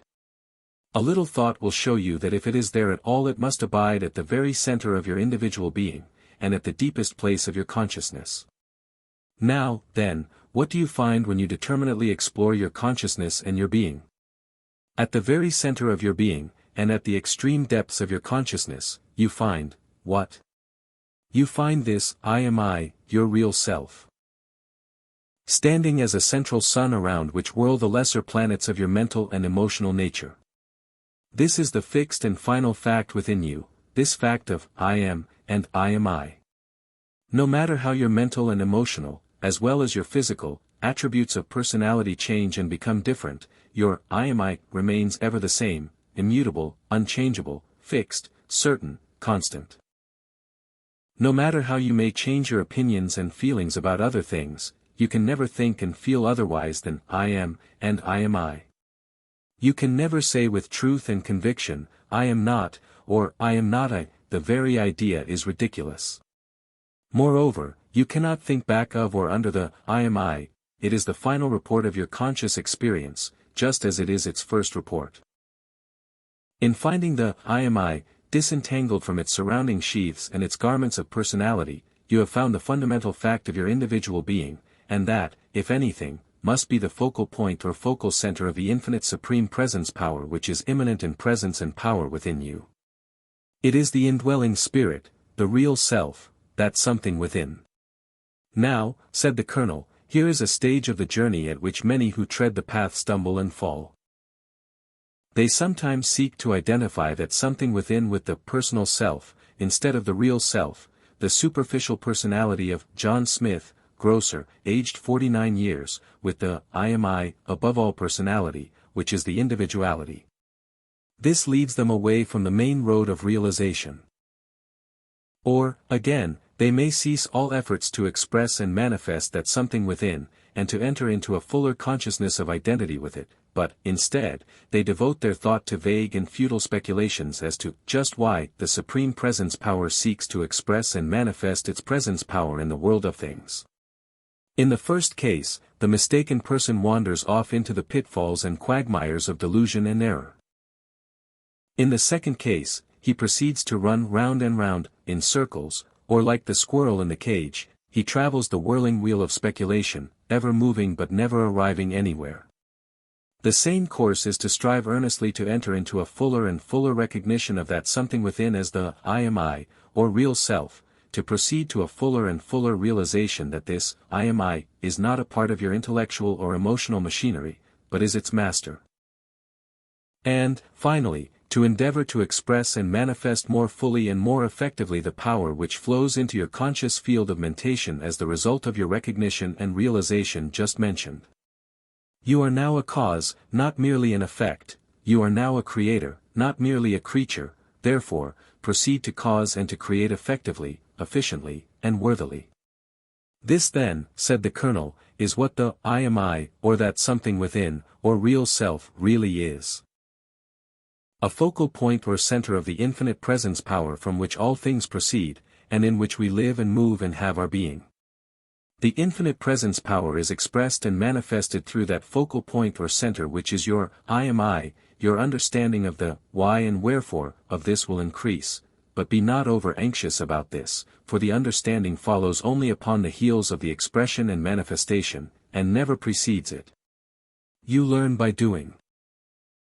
Your I am I, as it expresses and manifests itself through you, will be much like a person awakening from a deep sleep, perhaps still under the influence of a dream of the night.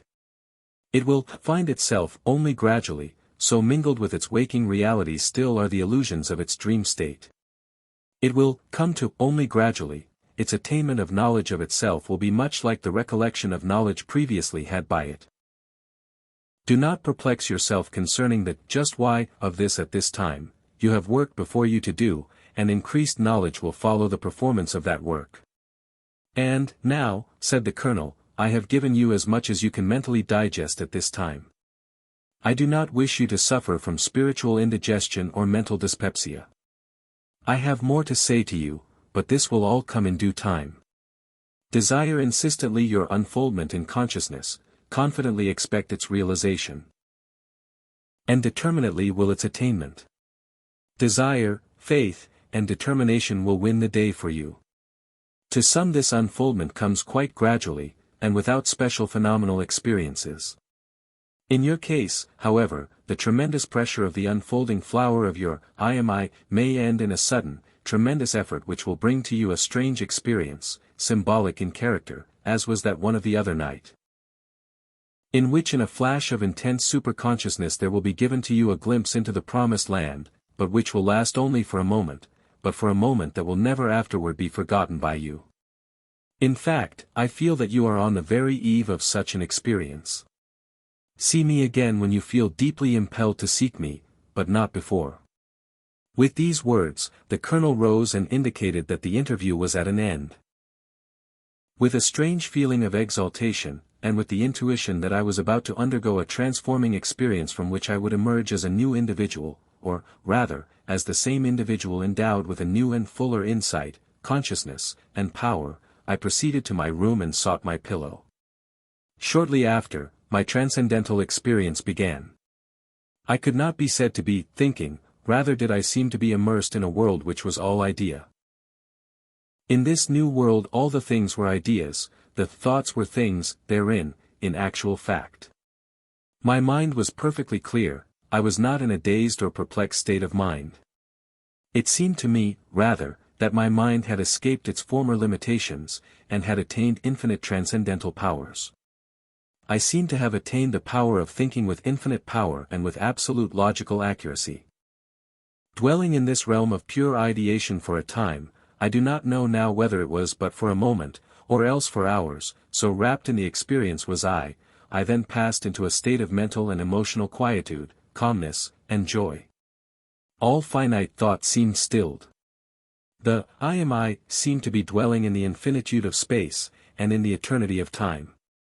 This infinite space seemed to be filled with a wondrous rosy light, vibrating with an awful intensity and rate of speed. In it, I seemed to be abiding undisturbed and unaffected. I had the conviction that myself was eternal, that it had always existed and would always exist, in its essential identical being. Death or interruption of its life seemed like a laughable impossibility. I seemed to have taken on infinite and eternal life. Accompanying this conviction, was the realization of what I can describe only as infinite wisdom. I seemed to know everything. From the highest truth to the most trivial fact of experience. There was no great and no small, to me, all was included in the content of my consciousness and knowledge. The riddle of the ages, the mystery of being, were clearly understood by me. But greatest of all this knowledge was the knowledge of my own being. I knew the inner truth that I am. With this also manifested the consciousness of infinite joy, of absolute bliss. I seemed to have concentrated and condensed within me the bliss and joy, the happiness and content, of all time and all places. Yet, I seemed to realize that all this happiness, bliss, joy and content, came from within myself, and not from things external to me. Looking back at this experience, in the light of my after-acquired knowledge and understanding, I now see that in that flash of illumination, for such it was, I momentarily contacted or tapped the transcendental planes of consciousness which the ancient Oriental sages described as Sat Chitananda, or being absolute, wisdom absolute, bliss absolute. It was doubtless largely, or entirely, symbolic. It was very far from being what is popularly known as a psychic experience. I now know this to have been a perfectly natural experience, though a comparatively uncommon one. Many others have undergone it, many others will undergo it. The accounts of its experience tally closely, in the reports of the ages. Yet, be it remembered, many who attain the very highest recognition, realization, and manifestation of that something within, have not undergone this experience. It is merely incidental, and not essential, let there be no mistake about this point. The transcendental experience passed. The reaction was at first most painful and distressing. I felt that I had dropped from the highest heaven down to the barren earth. Gone was my knowledge of everything, but there still persisted the firm conviction that I had so known it, and it was at least comforting to know that it was knowable. Gone were my bliss, joy, and happiness unspeakable, though the memory of them has served to comfort and bring happiness and peace to me ever since. I had ascended to the heights, but great had been my subsequent fall. Yet, the resulting memory of it all was worth the price of the disappointment which followed. I would rather give up all that I have since attained, in material possessions, achievement, and knowledge, rather than now to have erased from my memory the recollection of that experience. The mere thought of its incidents and facts gives to me a thrill far beyond that produced by any other thought of past, present, or future. This is a faint idea of what this experience meant, now means, and shall always mean to me. I must have afterward dropped into a deep sleep, for I awoke in the morning greatly refreshed in mind and in body. I was conscious of a new spirit animating my physical and mental being. I must have reflected this inner state, for I now remember that for several days afterward my associates, and others, persisted in asking me if I had heard good news, had come into a fortune, had fallen in love, or had experienced something else of a most gratifying nature. I had, in fact, but something different from what they supposed. I can see from photographs of myself, still in my possession, that my physical appearance began to change for the better from the time of that experience. I am sure that I took on a new expression of countenance. My body began to take on new strength and vigor, and the years seemed to drop away from me. The spirit of youth seemed to have descended upon me, and I reflected this in physical appearance and energy, and in mental vigor and efficiency. Moreover, material conditions began to change rapidly, and in my favor. Of these things I shall have more to say as I proceed with the story.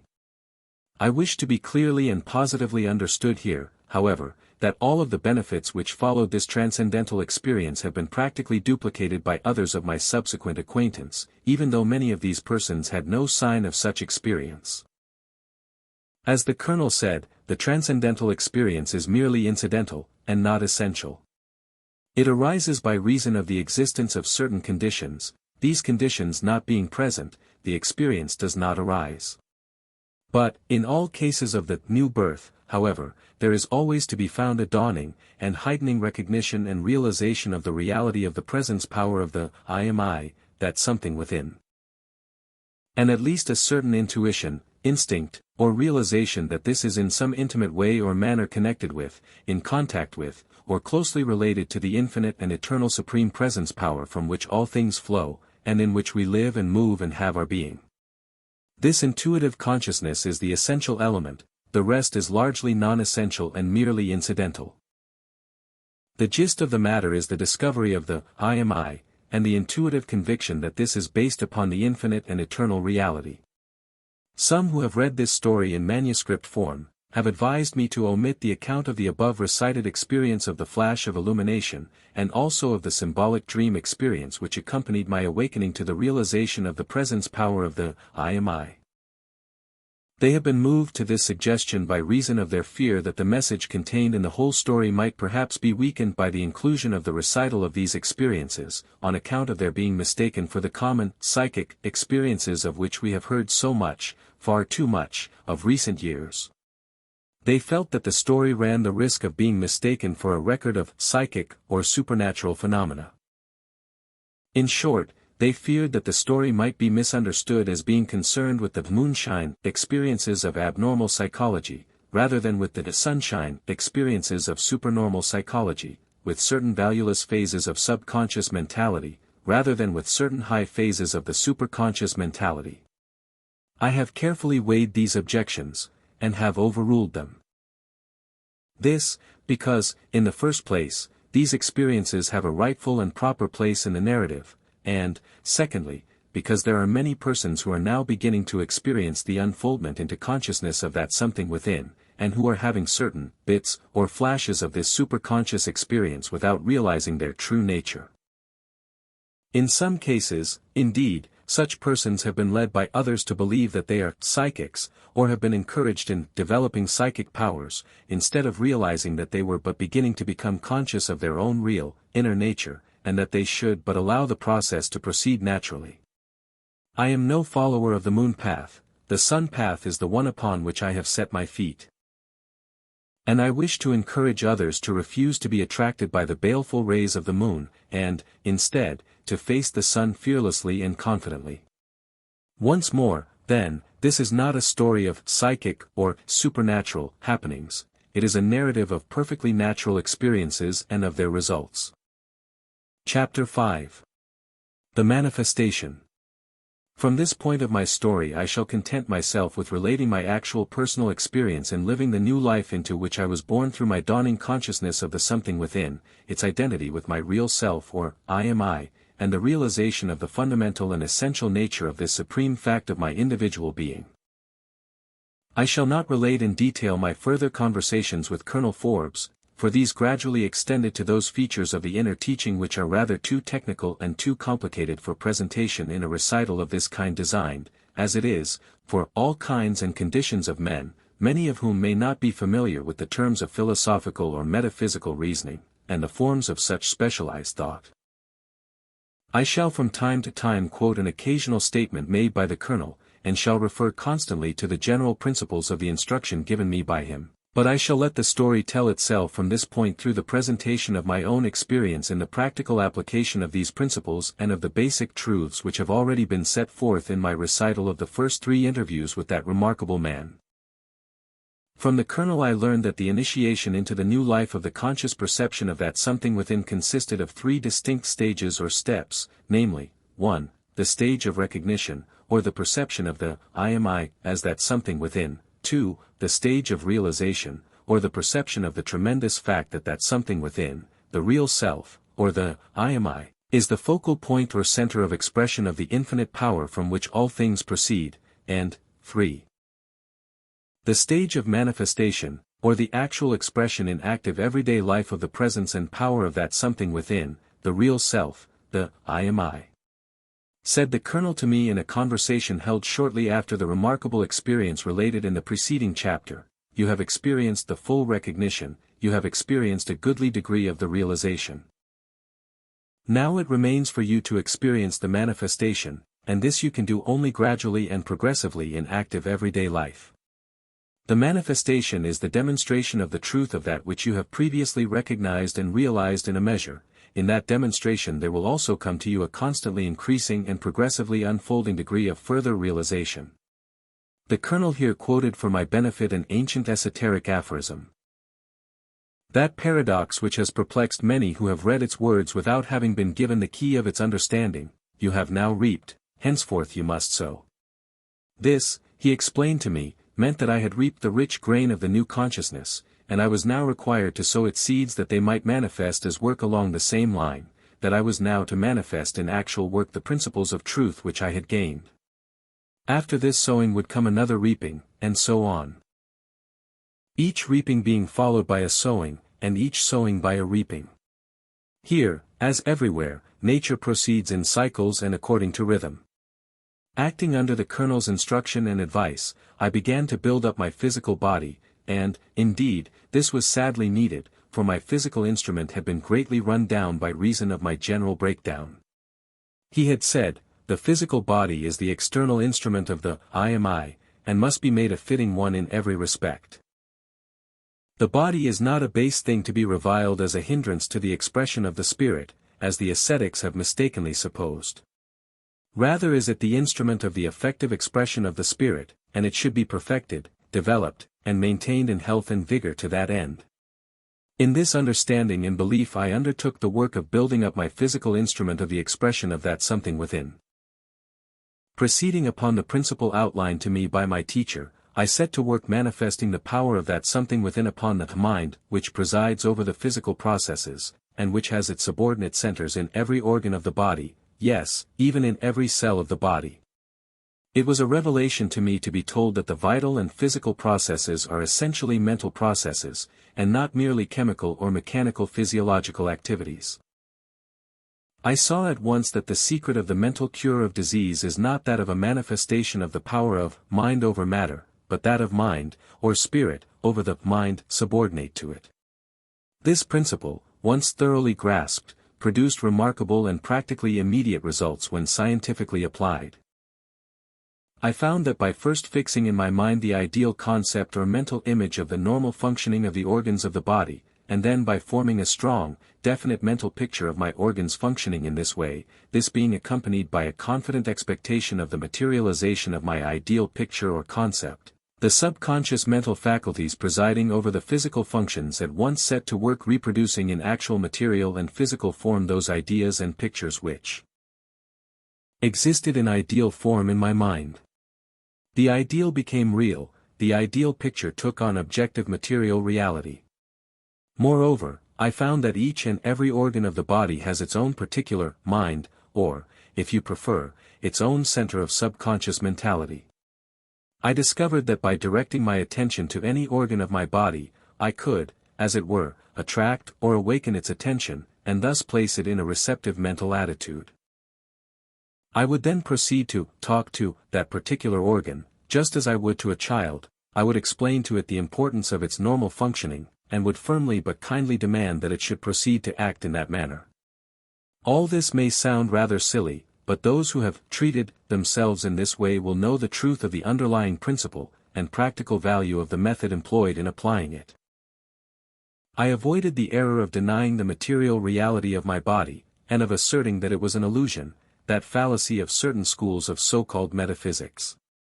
On the contrary, I admitted the comparative reality of the physical body in all of its parts, but held that it contained mind in every part and in every cell, and that its functions were under the control of this mind. The latter, in turn, being under the influence of the general, physical mind of the body, which, in turn, was subordinate to the I am I. I also discovered the part played by the autosuggestion of the conscious mentality in the matter of influencing beneficially or adversely the general, physical mind, controlling the physical functions. I was helped in my self-healing work by the study of certain simple works upon physiology, by means of which I ascertained just what were the normal processes and functions of the various organs and parts of my body. In this way I was enabled to form clearer, stronger, and more efficient ideal pictures and concepts which served as the patterns to be reproduced in the physical processes themselves, as I have just stated. I discovered just what constituted a normal, healthy, efficient human body, and I built up a strong, positive, clear, definite mental picture of such a body. Then I proceeded to make my thought take form in action, and to cause my mental states to reproduce themselves in physical form. I presented my mental pictures to the general, physical mind, of the body, and also to the several organs themselves. I have now given you the essential substance of my method. You may employ it as effectively as did I, provided that you go about it earnestly and faithfully. I also discovered that I could effectively employ physical exercise in this way, the added factor of the mental or ideal pattern greatly increasing the effect of the physical motions.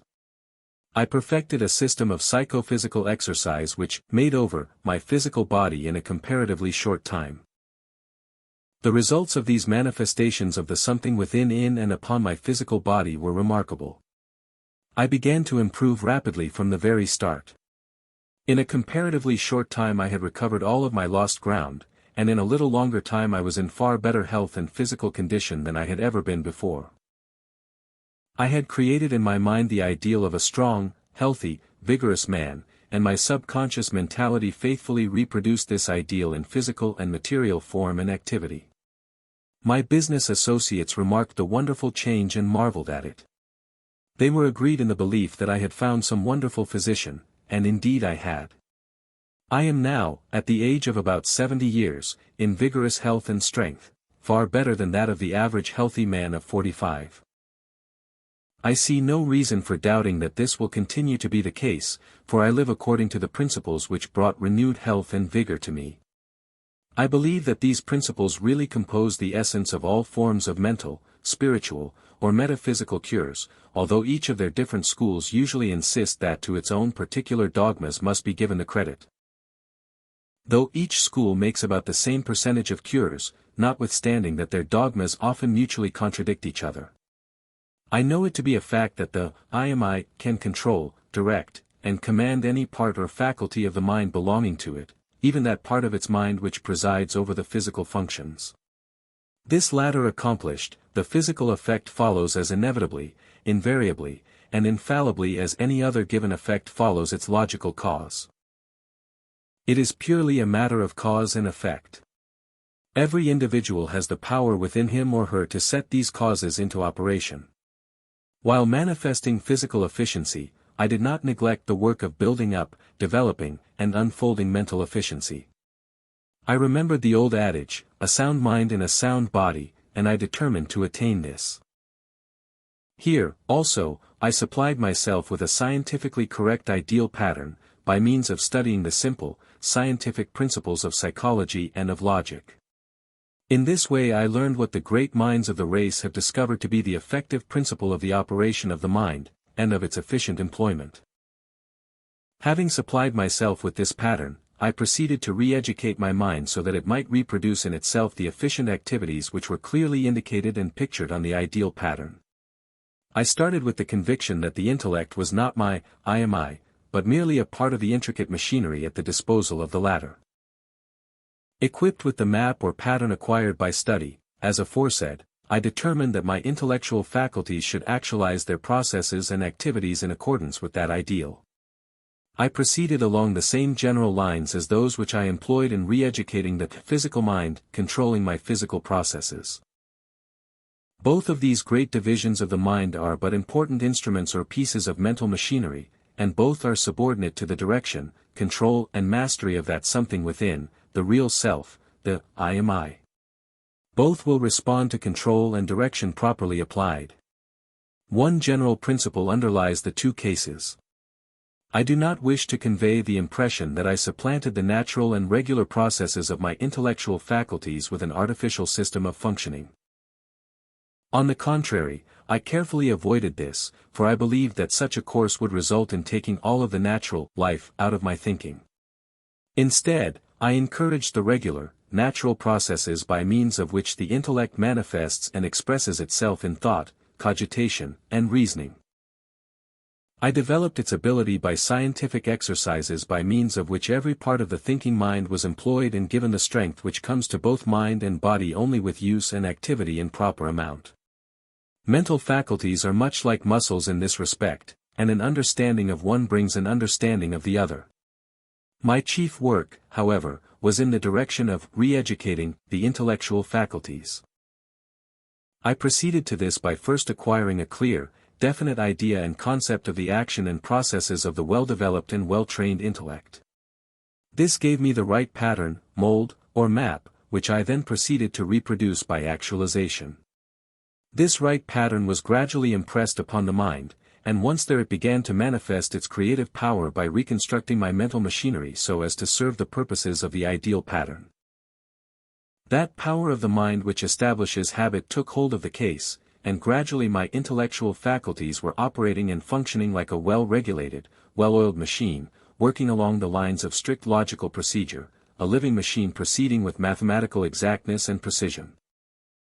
In doing this, I took cognizance of the presence and available activities of those great planes of subconscious mentation upon which a very large percentage of one's reasoning processes are really performed. I learned that on this plane there is conducted the process of unconscious rumination, in which the cud of thought is carefully chewed over beneath the planes of consciousness. I trained these subconscious faculties by idealization and faith, and also by persistent determination and command. I encouraged them by bestowing confidence in them, and by letting them know that I was aware of their capabilities and that I expected efficient results from them. In this way I had them efficiently perform the greater part of the drudgery of thought for me, thus allowing my conscious mentality to occupy itself busily and efficiently in the meantime with other tasks, while this important rumination was underway beneath the surface of consciousness. I soon acquired the habit of, first, clearly formulating the question to be answered, or the problem to be solved, in my conscious mind. So that I would know exactly what I wished accomplished, and just what I wanted to know and upon which I wished to be informed. Then I would deliberately drop the proposition or problem through the mental trapdoor, into the subconscious workhouse, where the busy workers at once began to analyze and separate it into its constituent parts, then to recombine and synthesize them into a new logical arrangement. Sometimes, the subconscious mentality would afterward present to my conscious attention the partially completed work, with a request for further information, data, or instructions. This furnished, the work again would be taken over on the subconscious planes, and finally presented to me in a nearly finished state, requiring only the final touches to be supplied by the conscious mentality. Again, the task would be finished completely, without trouble, and passed up to the inspection of my conscious attention. Sometimes this process was almost instantaneous, at other times it took longer, once in a while the process of unconscious rumination was laborious and occupied considerable time. But, sooner or later, the work was finished, and pronounced good. Along similar lines, I developed and trained my powers of memory with a remarkable degree of success.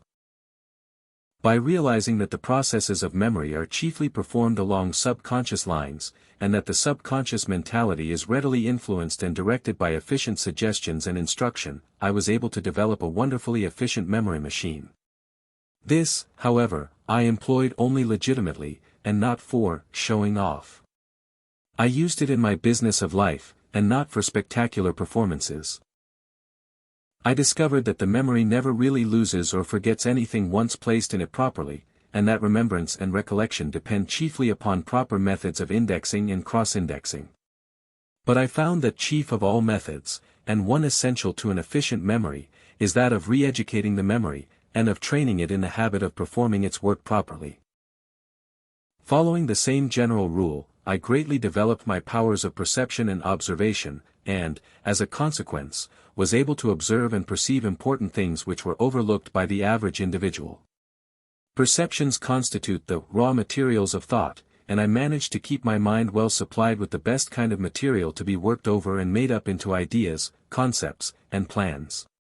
Much of my subsequent success was due to this acquired power. Along almost precisely the same lines, I trained my imagination to perform that wonderful creative work known as constructive imagination, instead of wasting its energies upon daydreams or fanciful picturing. In the realm of the imagination is to be found the mental machinery of all creative work along mental lines. Here invention has its home and workshop. The imagination properly trained will readily and efficiently plan, design, construct, build, improve, and generally perform creative work for anyone. My subsequent success in building and carrying out the great undertakings of my later life was due largely to the development of this part of my mentality. I so trained my imaginative faculties that I could, figuratively, drop into one end of my mental machine the idea of the need, necessity, or requirement, and lo! In time out of the other end would come the general outlines of the plan, design, or undertaking. The details were afterwards added in the same manner. In the same way, I obtained the mastery of my emotional nature, with its feelings, emotions, and desires. Instead of being a slave to this part of my nature, I made it my willing and obedient slave. I harnessed desire, and set it to work for me, and good work it has done for me. Insistent desire is one of the great elements of the effort toward attainment. It supplies the flame and heat whereby the steam of will is generated. A strong will is largely due to a strong desire. Desire power is an important factor in success and personal power. Desires are not to be killed out, but rather to be transmitted when necessary, and directed into the proper channels. All this I learned from the Colonel, and afterward demonstrated through actual experience. Finally, in the same way, I learned the mastery of will. I learned how to will. I entered into the inner consciousness of will power, and learned its innermost secrets. Then I employed the knowledge so gained in the carrying out of the plans evolved in my creative imagination, and afterward passed upon by my intellect. I would say here that this element of pure will is the one nearest and closest to the I am I. So close, indeed, that it is most difficult to differentiate between them for a long time. But even the will is subordinate to the I am I, and may be mastered by it, and rendered a most valuable and faithful helper. All these important achievements resulted from the manifestation of that something within, following my recognition and realization of its presence and power. My mastery of circumstances, of things, of men, all this has come to me largely through this development and power so obtained. But this is but the beginning. That which follows is equally important, and perhaps far more wonderful, for it deals with forces not so commonly recognized and realized as are the mental faculties and activities which I have just considered. There are wonderful realms and planes of mental power within every individual, which but few learn to explore and the powers of which still fewer learn to manifest. Of these I shall now proceed to tell you. In the recital you will realize more fully than ever that, there are more things in heaven and earth than are dreamt of in your philosophy. Yet even the greatest of these powers are in the realm of nature, and belong not to the supernatural. They may be acquired by anyone who will do as I have done. Chapter 6. The Something Within. The manifestation of that something within in the direction of the development and maintenance of physical efficiency and mental efficiency, as related in the preceding chapter, was accompanied almost from the very beginning with a marked and striking improvement in my business affairs. I became aware of the fact that the inner forces which make for success were at work, and that their effects and results were beginning to show themselves. Moreover, I became quite keenly aware that beneath the surface of the present activities there were developing certain tendencies which in the due course of time would manifest in actual events which would be conducive to my general success and well-being. My increased efficiency, showing itself in an improved grasp upon the general and special conditions of the business in which I was employed, received favorable attention from those in positions of authority in the concern.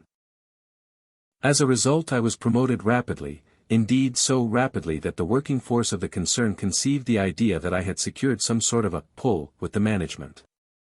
But, in spite of the jealousy always aroused in such cases, there arose a gradual general recognition of the fact that I was a good person to consult when difficulties arose in any branch of the business. The other employees soon found it to their advantage to consult me when their work got into a snarl or tangle. I was always glad to render such assistance, not only because it was good policy for me to do so but also because there was a positive pleasure in employing my mind, particularly my creative imagination and faculties of construction, in this way. I conceived an improved selling plan to be employed in increasing the distribution of a certain line of merchandise manufactured by the concern. This line for some reasons had dragged, and finally seemed to be destined to be a failure, although the goods themselves possessed positive merit. The sales manager was glad to shift this irksome responsibility to the shoulders of another, and the management felt that as all else had failed there was little to be lost in allowing me to try out my plan. From the very start the sales of this line of goods jumped in great leaps and bounds, and as a consequence I was placed at the head of a special department in control of the sale of these goods and some associated lines. Before very long I had made my department the best-paying branch of the business, and I was asked to assume a new position as general advisor directly under the control of the chief executive. This was but the beginning. Seeing new opportunities for the sale of our product, I planned the enlargement of the plant and the increase of the selling force. This necessitated an increase in the capitalization of the business. The directors had confidence in me, by reason of my past record of successful achievement, and they finally agreed to all of my plans. The enlarged business met with great success, and our concern afterward absorbed several smaller plants in the same line. The corporation became one of the largest in the country, and I was placed at the head of the active management of its extended affairs. I became a national figure in the world of that particular line of business, and began to attract the attention of leading financial powers in the large cities. I will pause for a time in this recital of the bare outline of my rapid rise to business success and financial independence and power. Before proceeding further in that recital I must call your attention to a remarkable condition of affairs which, almost from the very first, seemed to manifest itself. I find it difficult to make an intelligent statement of this thing, for it is of such a subtle and intangible nature that ordinary terms are inadequate to express it properly. However, I shall endeavor to explain to you just how the thing worked.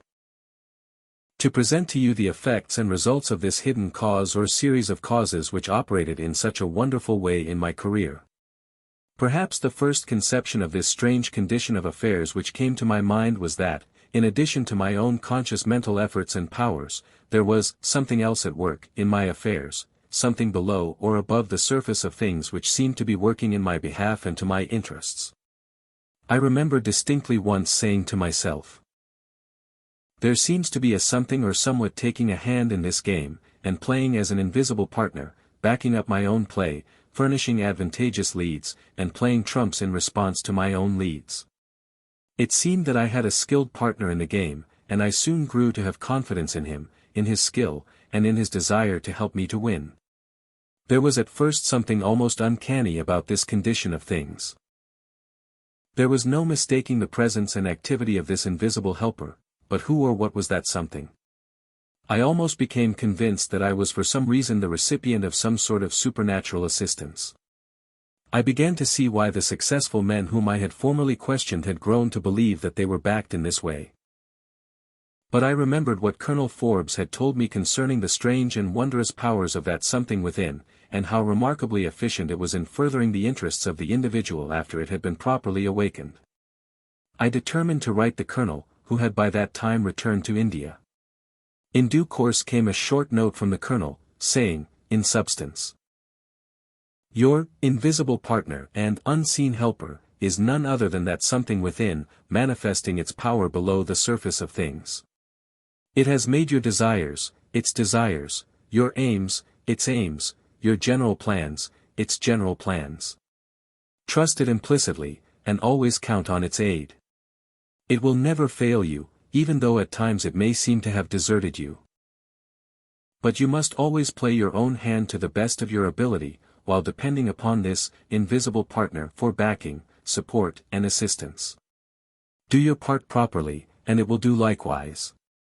From the letters of the Colonel, and from information gathered by me from other sources, as well as from my own experience, I finally figured out this thing as follows: that something within seems to be desirous of action, manifestation, and expression, of actualization, in short. To this end it cooperates with the ideas, desires, and plans of the relative aspect of the self. It takes over the ideas, desires, and plans of the individual and then proceeds to work steadily and persistently toward their actualization and materialization. It seems to be like a great will, a power with the desire to act, or a desire with the power to act. But it evidently requires the material or stuff of ideas fed to it, in order that it may proceed to actualization. Therefore, before it will act for one, it must have the pattern of idealization presented to it. Its business is that of making real one's ideals, of actualizing that which he has idealized. This is the way I figured it out, and, although I now smile at the naive, crude form of my expression of it, I still hold to the general fundamental truth of that primitive conception. The strange thing about the operation of this silent force was that it would sometimes bring about results entirely unexpected by me, and often apparently quite opposed to my desires at that time, but in the end, its way was perceived by me to be far the best, sometimes really the only right way. That something within sometimes seemed to know, far better than did I, just what was best for the development of the general plan or desire held by me. It would even seem to block my game at times, and to force me to make a move in an entirely different direction from that originally contemplated by me. It would lead, or force, me away from the end I was trying to achieve, and all would seem to be lost. But, lo! Sooner or later it would lead me back to that thing, by means of a circuitous route, and success would be mine. When these things happened, sooner or later I was forced to admit that the way chosen and followed by it was really the only way. That something within evidently had perceived dangers and obstacles not apparent to me, and so led me around them. It pursued strange roads and bypaths, but in the end, it got there. Sometimes, when I became too much inflated with the sense of my own personal powers of perception and judgment, it would literally pick me up by the back of the neck, and then after holding me for a time suspended over the brink of the precipice of ruin, would then gently deposit me in a good safe place, in a new environment, in just the place, as I afterwards saw, in which my best interests would be served, and my deepest hopes and desires would be made possible of realization. My road to success was at times quite a rocky one very hard to travel. At times the setbacks seemed like failures, but later on were seen to be the best things that could possibly have happened at the time. I frequently slipped back several feet, but I had advanced many more feet previously, and so was really just that many feet ahead. Subsequent rapid advancement far more than made up the temporary lost distance moreover. All this required faith, but I had this. In the current phrase of the present time, it was a case of, it is a great game, if you don't weaken. I didn't weaken, for under all I knew that, I am I, and that something within was there helping me to play the game, and often playing the leading part in it. Faith power is an important factor in personal power. As time progressed, I gradually made the important discovery that, wealth is largely a matter of consciousness. Many persons who want money, and who are striving for money, actually tend toward driving it away from them by reason of their tenseness of thought and their failure to realize the money consciousness. In order to handle millions, one must learn to think in the terms and ideas of millions. My old friend Harriman once expressed this pregnant truth when he said, "It is just as easy to think and to talk in millions as in single dollars." This wizard of finance, whose feats were regarded by the public as closely approaching those of legerdemain, made this adage one of his cardinal principles of thought and action. He thought and talked in millions, and his thought took form in action, his mental states took on material form, his ideals became realities. There are many men in this country, in every city in this country, who have within them the germ powers which, if allowed to develop and grow, would cause these men to become second Harrimans, or second Morgans, or even second Rockefellers. But practically none of these persons ever will really develop into this stage. In fact, the probability is that they will evolve merely into successful small shopkeepers, small newsstand keepers, or even small peanut stand men, successful, in each case, but always on a small scale. They are content to think in single dollars, even in dimes, instead of thinking in thousands, hundreds of thousands, millions. They manifest realities in the direct ratio of their ideals. Their thought takes form in actions of like caliber. Their mental states are reproduced in material form, but they are the same size in both subjective pattern and objective form. The small-bore man will think that I am uttering nonsense when I say this, but the big fellow will know that I am right. He has proved it in his own case and realizes the truth of the principle, though he may not know just how or why it works out in this way. Many a man is manifesting the same energy, thought, and business sagacity in running a newsstand or a peanut stand, that others are employing in conducting great enterprises. One thinks in dimes, or in single dollars, the others think in thousands, hundreds of thousands, millions. There is such a thing as money consciousness. I know it to be a fact. Wealth must be created in thought before it may be created in material form. Money must exist in the ideal, before it appears in the real. Sometimes I even think that the ideal is the true, real, and that the so-called real is but the reflection of the ideal real. Another of the important things I learned concerning the powers and activities of that something within was that strange course of action proceeding under what has been called the law of attraction. I soon learned that there is a mental power of attraction corresponding to the physical law of gravitation. This law of mental attraction tends to coordinate and correlate the thoughts, ideas, and desires of the individual with the external things associated with them. This law operates in all individuals to some extent, but when one becomes consciously aware of the presence power of that something within, and his identity with it, then the law acts with greatly increased power. The law of attraction tends to draw to the individual the things, persons, or conditions in harmonious relation to his strongest thoughts, ideas and ideals. Or, quite often, instead of this, it tends to push the individual into the environment, conditions, or the presence of the persons or things which will tend toward the actualization of his idealizations. It often brings the mountain to Muhammad, but at other times seems to find it easier to push Muhammad to the mountains. The end attained is the same in either case, you see. When that something within gets busy in working the law, then things, persons, and conditions begin to move rapidly.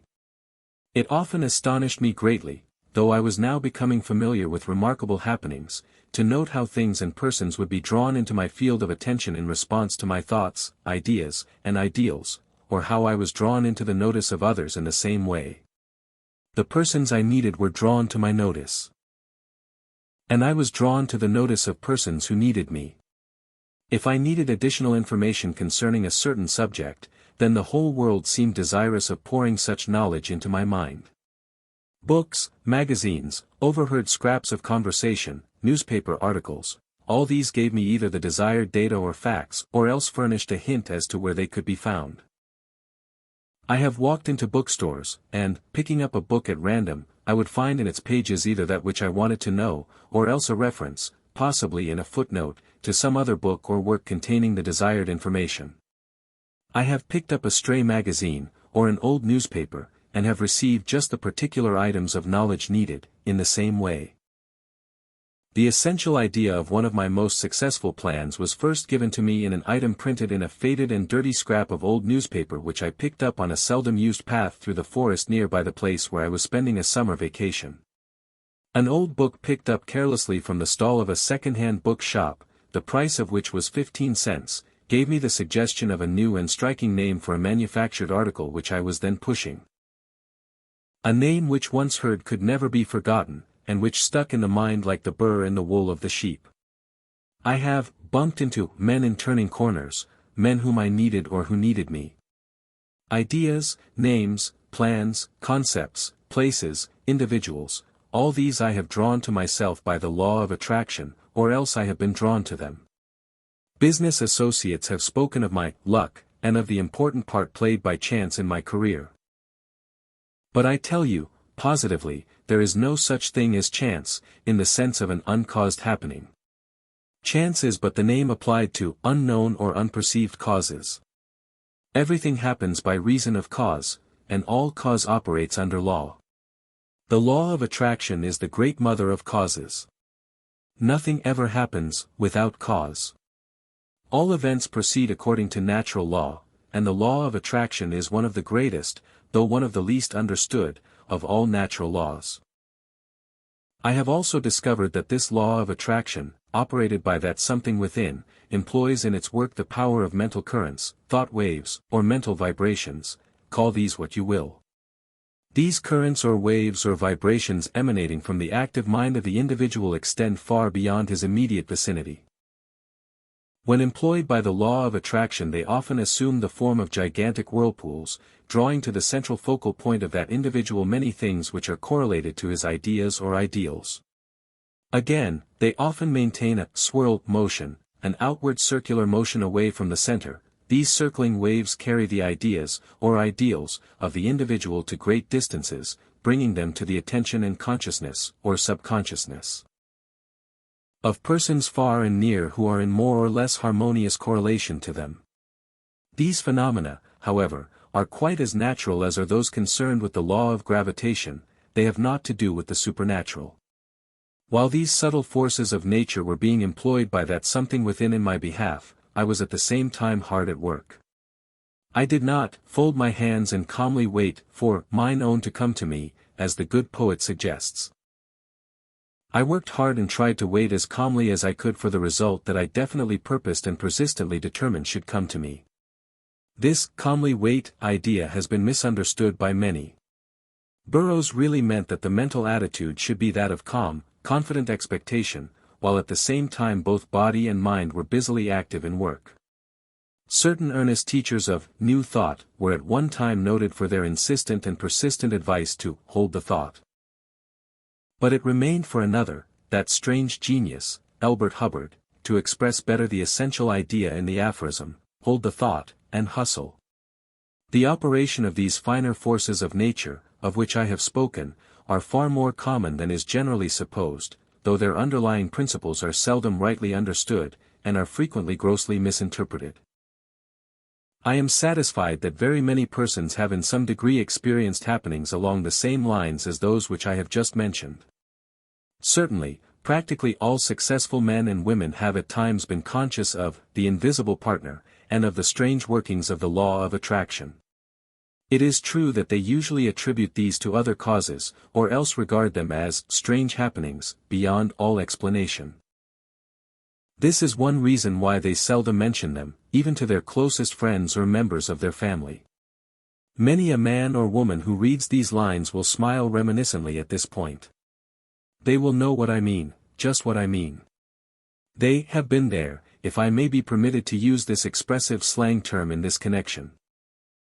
The reason why more men and women have not had greater manifestations of this great natural power, and why those who have had flashes and occasional instances of it have not been able to reduce the operation to a science, is this: they have not as yet recognized and realized that something within, and this full recognition and realization is necessary for the full manifestation of this power. Some of the power leaks through, or breaks through, like the scattering rays of the sun obscured by heavy clouds. But only when the clouds pass away are the rays of the sun received in full power and quantity. The clouds are those of ignorance, they must be brushed away from the face of the sun of your being, the I am I, the real self, that something within. Many strong individuals have attained a partial realization of the I am I, but still fall short of the complete experience. They believe in themselves, have self-reliance, self-confidence, and know the self to be a source of personal power, but their self is entangled in the web of personality, and is hampered thereby. Personality is a valuable asset and instrument, but, before it may be employed with the greatest efficiency, the individual must disentangle himself from it. Then, free, he may return to it and employ it as his instrument of expression. The average man of self-reliance is more or less entangled in and caught up by his own mental machinery, and to that extent is a prisoner, hampered in his free action. When he tears himself free from his machinery, then, and then only is he able to operate that machinery as a true master. The individual must fully and completely, certainly and positively, recognize and realize that his I am I is not a composite of his thoughts, feelings, and actions, but that it is that something within which has, with infinite pains, through the long ages, built up by the process of evolution that wonderful and intricate physical and mental machinery which is now at its disposal. He must realize that just as the consciousness of the plant is higher than that of the mineral, that just as the consciousness of the animal is higher than that of the plant, that just as the consciousness of the average human being is higher than that of the animal, so is there dawning upon certain of the human race a still higher consciousness than the ordinary self-consciousness of the average human being. This new consciousness of the reality of the presence and power of the I am I is the consciousness of true and full selfhood. A consciousness as much higher than that of ordinary self-consciousness as the latter is higher than that of the animal, or as that of the animal is higher than that of the plant, or as that of the plant is higher than that of the mineral. Man's fundamental consciousness of himself may be said to consist of three different stages, viz. 1. The consciousness of I, as distinct from other things, 2. The consciousness of I am, which brings with it an increased awareness of real existence, 3. The consciousness of I am I, or the certainty of one's true and real existence as a true and real entity, apart from its incidental machinery of personality. Then there is another stage, the stage of full realization of the identity of that entity with the infinite power from which all things proceed, where the I am I intuitively recognizes itself as being a focal point and center of expression of that infinite reality. This consciousness is expressed only in that tremendous and awful statement of being, I am that I am. To this last and highest stage of consciousness and realization your I is proceeding. It is like the gradual awakening to waking consciousness of the person who has been asleep, or perchance dreaming strange dreams. Little by little comes the awakening. First, comes the consciousness of I, then that of I am, then the I am I. And, finally, wide awake, and with flashing eyes, the self exclaims in triumphant tones, I am that I am. It has awakened fully to its essential identity with that, the infinite reality, the universal power, from which all things proceed, and in which all things live, and move, and have their being. This is the soul's awakening, the self coming into its own. Chapter 7. The Secret of Luck. From my own experience, as well as that of others whom I have observed, and in view of the operation of the expressive powers of that something within in the light of the additional knowledge concerning it which has come to me through the teaching of Colonel Forbes and from my own studies concerning this subject, I am firmly convinced that the remarkable luck, which is perceived to attend the careers of most of the really successful men and women of all times is in reality not mere luck at all, but is rather the operation of natural laws set into operation by means of a conscious or unconscious drawing upon the resources of the infinite power from which all things proceed, through the channel of that something within. Moreover, I am quite as firmly convinced that the upsets and downfalls, or the changes in luck of individuals who have been remarkably successful up to a certain point, is due to the fact that these individuals, intoxicated by the success that has come to them, have ceased to depend upon and to draw upon this source of all power. Many individuals of this kind seem to lose their sense or intuition which caused them to draw upon this universal fount for their inspiration, guidance and power, and accordingly they become entangled in their own mental machinery and lose their original grasp of the reality which has carried them upward and onward to their high position. Instead of depending upon their intuition of that something within, that channel of the infinite power, they become obsessed by the sense of their own personal importance and powers, unduly attached to their own creations, and unduly impressed by the conviction that their success has been due to the special merits of the John Smith part of themselves, rather than to the power inherent in their I am I, by reason of its being the focal point or center of expression of the infinite power. In short, instead of being egoistic, they become egotistical. They mistake the comparatively insignificant me for the all-powerful I am I. Or, stating it otherwise, they become so much impressed by their little I that they cease to place their dependence upon their great I. These individuals become so carried away by the incidents of the part which their I is playing that they lose their consciousness of the reality itself, the real self, which is the actor wearing the mask and the garments of personality. They attach so much reality to the things with which they are surrounded, or to their possessions and achievements, that they lose sight of the importance of the only reality involved in the play, the real self, or that something within. They take far too seriously the petty things of the manifestation, they undervalue, or even entirely ignore, the real things of that which is the cause of the manifestation. We say that these men lose their grip, and so they do, but in a way different from what the world means when it employs this term. They lose their grip on reality, that is what happens to them.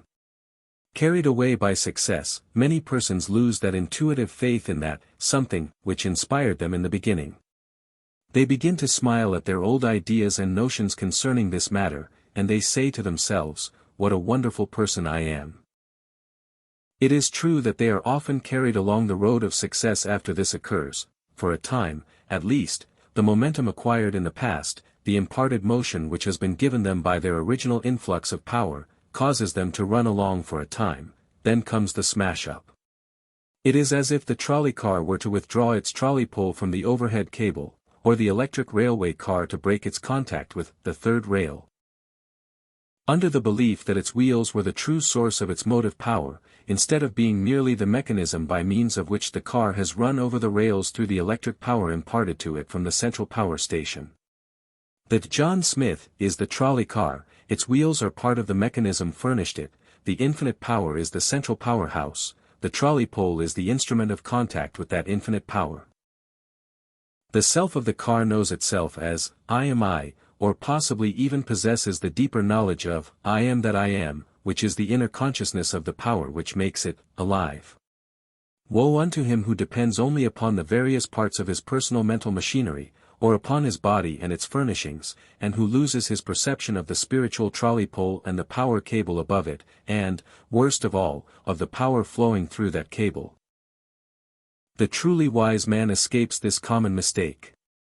Never for a moment does he forget that in power, the all-power, is to be found the source and fount of all his dynamic personal power. He manifests a true humility, not the negative, counterfeit humility which generally is given that title, but the true humility of the finite facing the infinite, of the microcosm contemplating the macrocosm. He feels that humility which prompts him to give grateful thanks to the powers that be for making possible his success. I am not ashamed to confess that in some of the moments of my greatest triumphs I have paused to meditate upon the source and fount of my powers, and to murmur a heartfelt, "Thank you, thank you." An old friend of mine, a victorious general in a great war, once told me that when the news of his great successes came to him he always withdrew into a quiet place, there silently to give a formal military salute to the great commander.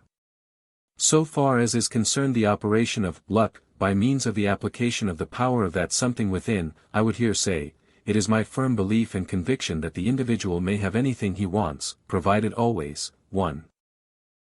That he knows exactly what he wants, 2. That he wants it hard enough, 3. That he confidently expects to obtain it, 4. That he persistently determines to obtain it, and 5. That he is willing to pay the price of its attainment.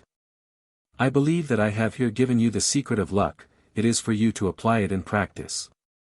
Some persons have very hazy and indefinite ideas concerning just what they want. Their wants are too indefinite, general, and hazy to create that strong, positive idealization which is the first requisite. If you ask them just what they want most in the world, you will find that they do not know, or at least cannot tell you with certainty. One moment they think that they want this thing, and the next moment another thing. Even when they think that they have arrived at a final decision, they usually will have but the most general ideas concerning it. You cannot get them pinned down to a clear-cut, definite, certain idea. You cannot get them down to brass tacks, as the current slang phrase expresses it. They are like the two folks in the old fairy story who were given 3 wishes by the good fairy. You will remember that one of those folks first wished some foolish thing, then, in anger, the other person wished another foolish thing in connection with the first choice. And then both persons had to employ the third wish in order to get rid of the results of the first 2 silly ones. Very few persons know either that which represents the summum bonum, or greatest good, of their desires, nor just what constitutes the exact nature and character of the things that they believe that they want most. The first step is to know positively, clearly, definitely and certainly just what you do want most. The next step is, to want it hard enough. Here, also, most persons fall down. They do not know what it is to want anything hard enough. They are feeble wanters when the matter is investigated. They are pink tea wishers, instead of red-blooded, virile, demanders. They would like this or that, they haven't the faintest conception of the "I've just got to have it" degree of desire which animates the real individual who goes after the thing he wants. Unless the flame of desire is aroused and be kept fiercely burning, there will be no power set into operation by that something within. The flame of desire supplies the heat for the steam of will, and for much beside. Again, very few persons begin to appreciate or to realize the efficacy of faith power. Faith is one of the great mental forces. This is taught in all religions and in many practical philosophies, but few understand it, few know just what it means, few take it in earnest. Faith is not blind belief or acceptance of the dogmas of assumed authority, as most persons believe, rather it is the earnest conviction and belief that comes from intuition. It is possessed by all persons who accomplish anything, and has been one of the principal factors in their attainment. Faith in that something within, when once you have recognized its presence and realized its nature, will set into operation its forces with great effect. Lack of faith will inhibit its operations. Many persons lacking faith in the successful outcome of their desires and ideals really are manifesting faith in the opposite outcome, and by so doing they set the forces into operation in the wrong direction. The man who believes in his lack of power, and who confidently expects the failure of his efforts, really is exercising faith in the direction of failure instead of that of success. Many persons, by reason of this unfortunate and erroneous mental attitude, are really actively employing faith power against their own interests. The faith in failure, inspired by fear, is equal in force and power, in result and effect, to that faith in success which is inspired by hope and confident expectation of the actualization of that which has been idealized. The idealization accompanying fear is as effective as is the idealization arising from hope, provided that the degree of faith or confident expectation be the same in each case. Verily, many a man could truthfully say, with Job, that, "the thing I feared hath come upon me." It is as true as that, as a man thinketh in his heart, so is he. Likewise, few persons know what it is to pursue an idea or ideal with persistent determination. They have not learned how to will. The tremendous forces of the will are not called into efficient activity by them. They will but feebly, as it has been said. They do not know what it is to have a purpose firmly fixed in mind, insistently desired, confidently expected, and then persistently followed with indomitable determination and resolution to the end. Well did the ancient occultists say that, in imagination and will is to be found the secret of attainment. The imagination to form and to hold the image, and the will to actualize it into material objective form and reality. There is a great truth in these words, if one has sufficient insight to perceive it. Will power, that indefinable but powerful weapon of the self, is the sword firmly grasped in the right hand of the I am I, which has awakened to a consciousness of its real essential nature and its innate powers. The will lies closer to the I am than any of the other mental instruments or tools. It operates along the lines of subconsciousness as well as of those of consciousness. It works while you sleep, as well as in your waking moments, once you have set it into operation. Its influence extends far beyond the petty limits of your physical presence, and it produces results at a distance when properly applied. Only those in whom the consciousness of that something within, the I am I, has been awakened, can begin to understand what is meant by the old esoteric aphorism, let the will itself into willing. Finally, very few persons are content to pay the price of attaining that which they think they want. If they want it hard enough, they are willing to pay the full price, otherwise they will fall down on this point. To pay the price of the attainment of that which you want, you must not only be willing to exercise your full mental and physical powers toward accomplishing the tasks and work lying along the path of attainment, you must do far more than this. You must pay the price of relinquishing the minor wants, wishes, and desires. You must sacrifice these on the altar of the great desire. You cannot spend your penny, and still keep it. You cannot have both the pie and the dime. You must be willing to pay, and to pay in full, for what you get. The law of compensation is in full force in nature. As the ancient saying informs us, said the gods to man, what will you have? Take it, and pay for it. Nature and the law of things as they are do not demand sacrifices as gifts, they are quite willing to repay, and to repay generously. Equally insistent, however, are they that you, too, shall pay and pay in full. You are required to sacrifice the minor and subordinate things for the major and essential ones. Few are willing to do this. They protest when they are told that they must throw aside their ragdolls and tin swords and face the realities of life. They hug their childish playthings to their breasts, and cry aloud when asked to surrender them for things far more valuable to real individuals. They are wedded to their idols, and as a consequence they never attain the realities of life. The woman who wishes to get rid of her surplus fat, who desires to escape being a mountain of tallow, a tub of lard, must want to hard enough to pay the price of giving up the tempting French fried potatoes, the flaky and delicious cream pies, the appealing French pastry, the delightful bonbons, the crisp Vienna rolls, and the rest of the obesity-producing family of foods. She must give up in order to get. The man who desires to attain business success must want to hard enough to pay the price of diligent application and faithful work, of the sacrifice of many pleasures which would interfere with his main object and end, of foregoing many indulgences which would tend to sidetrack him, of rendering service and value received for what he gets. In one way or another, often in many ways, the price must be paid, the balance maintained, the law of compensation observed. Even when one endeavors to escape the workings of this law, nevertheless he pays the price of failure. The individual who knows just what he wants, who wants it hard enough, who confidently expects it, and who insistently and persistently determines and demands to have it, such a one is quite willing to pay the price. He is not deluded by the counterfeits of life, the pinchbeck imitations, the paste diamonds, which are offered him as substitutes for the real things. He knows the value of that which he wants, and which he is determined to get, and he is quite willing to pay the full price demanded for it by the law of compensation. He demands to be given his money's worth, however, he is not a spendthrift or waster. He makes a bargain with destiny, and he demands that it be lived up to by both sides.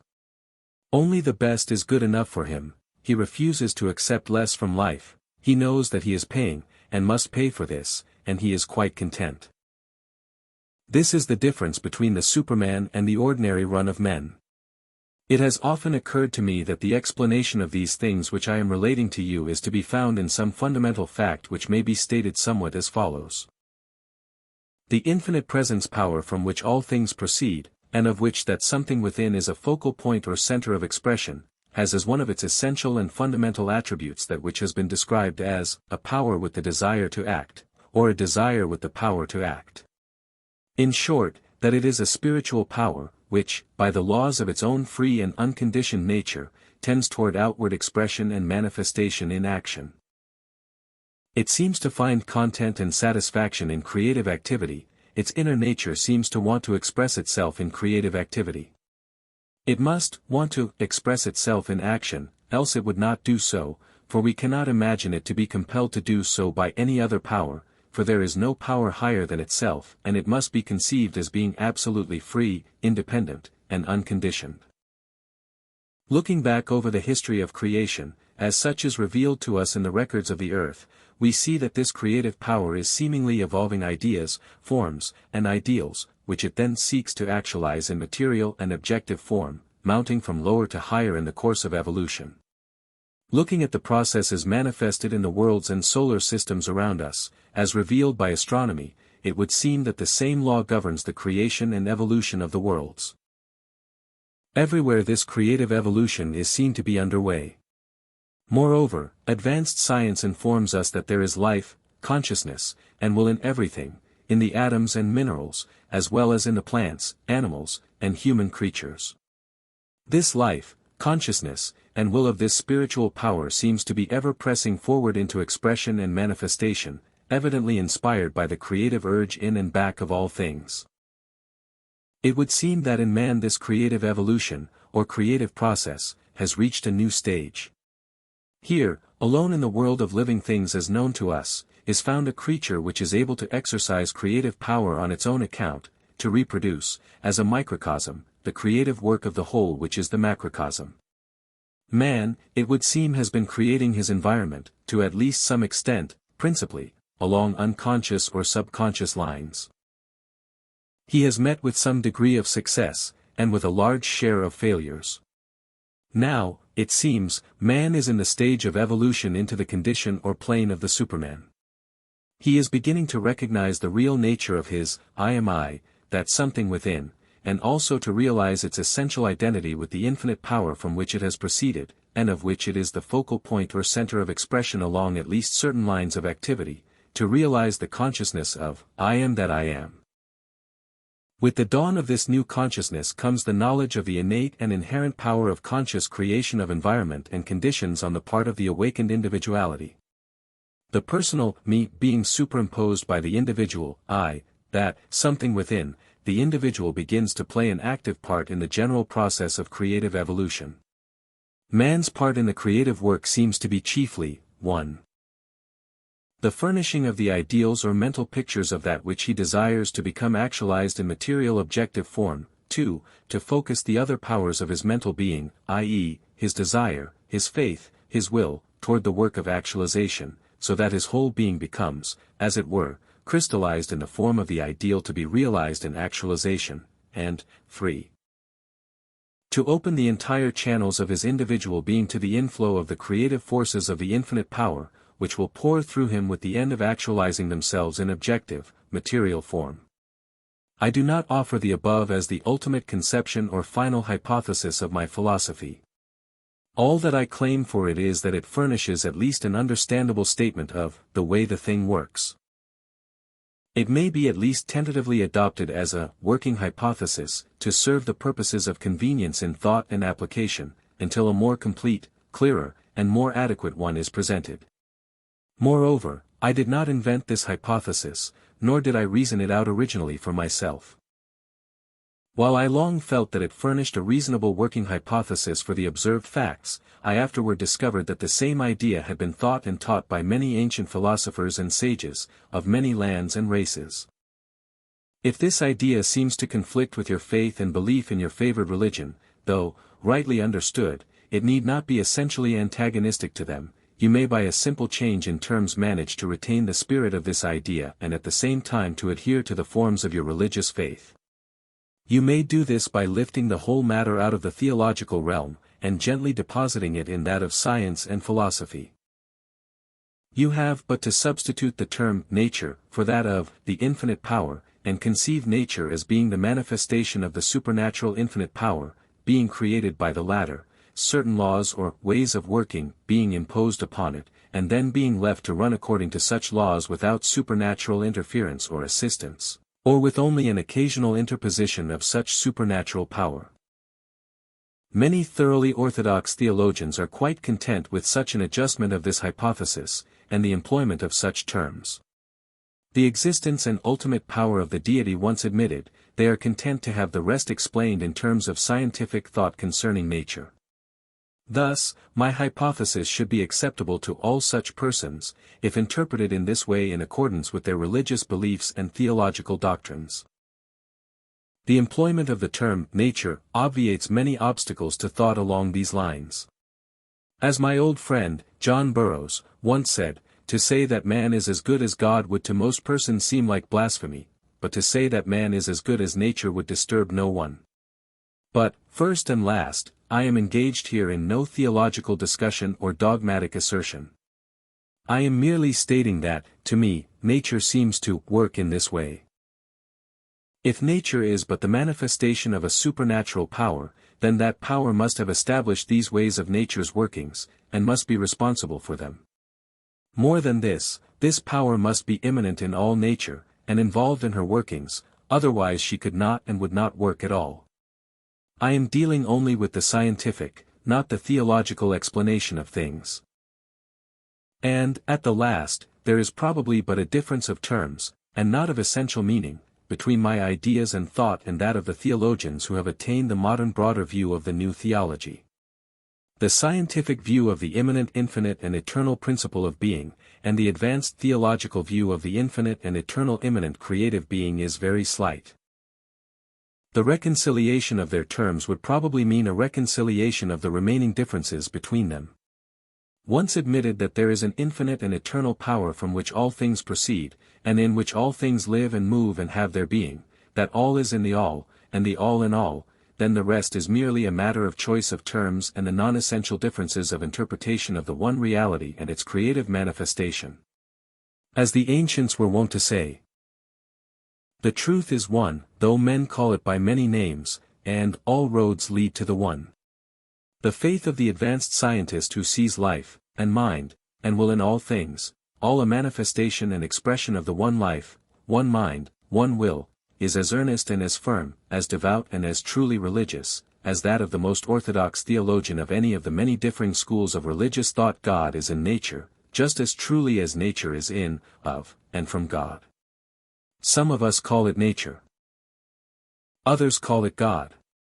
Use your own terms in your own way, just so you adhere to the essential, working principle. Chapter 8. The Inner Secret. The inner secret which I sought for so many years, and which was finally revealed to me in my recognition, realization and manifestation of that something within, I now find difficult to express in ordinary terms, although my understanding of it has grown, increased and developed continuously from the moment of my first experience of its presence and power.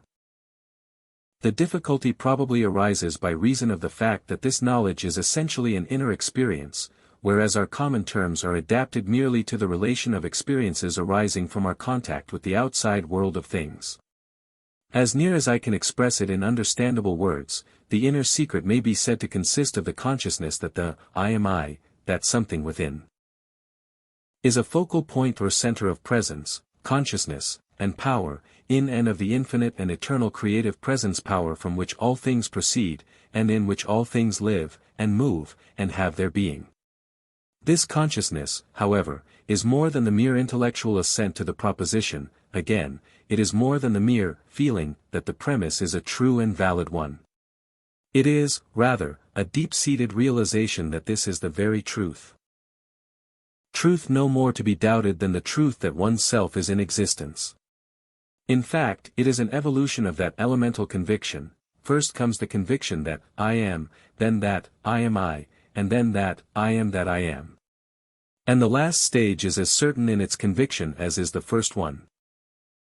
This conviction that I am is really a conscious certainty that the I, being the focal point or center of expression of the ultimate presence power, is essentially and actually identical in substance and essence with that ultimate presence power.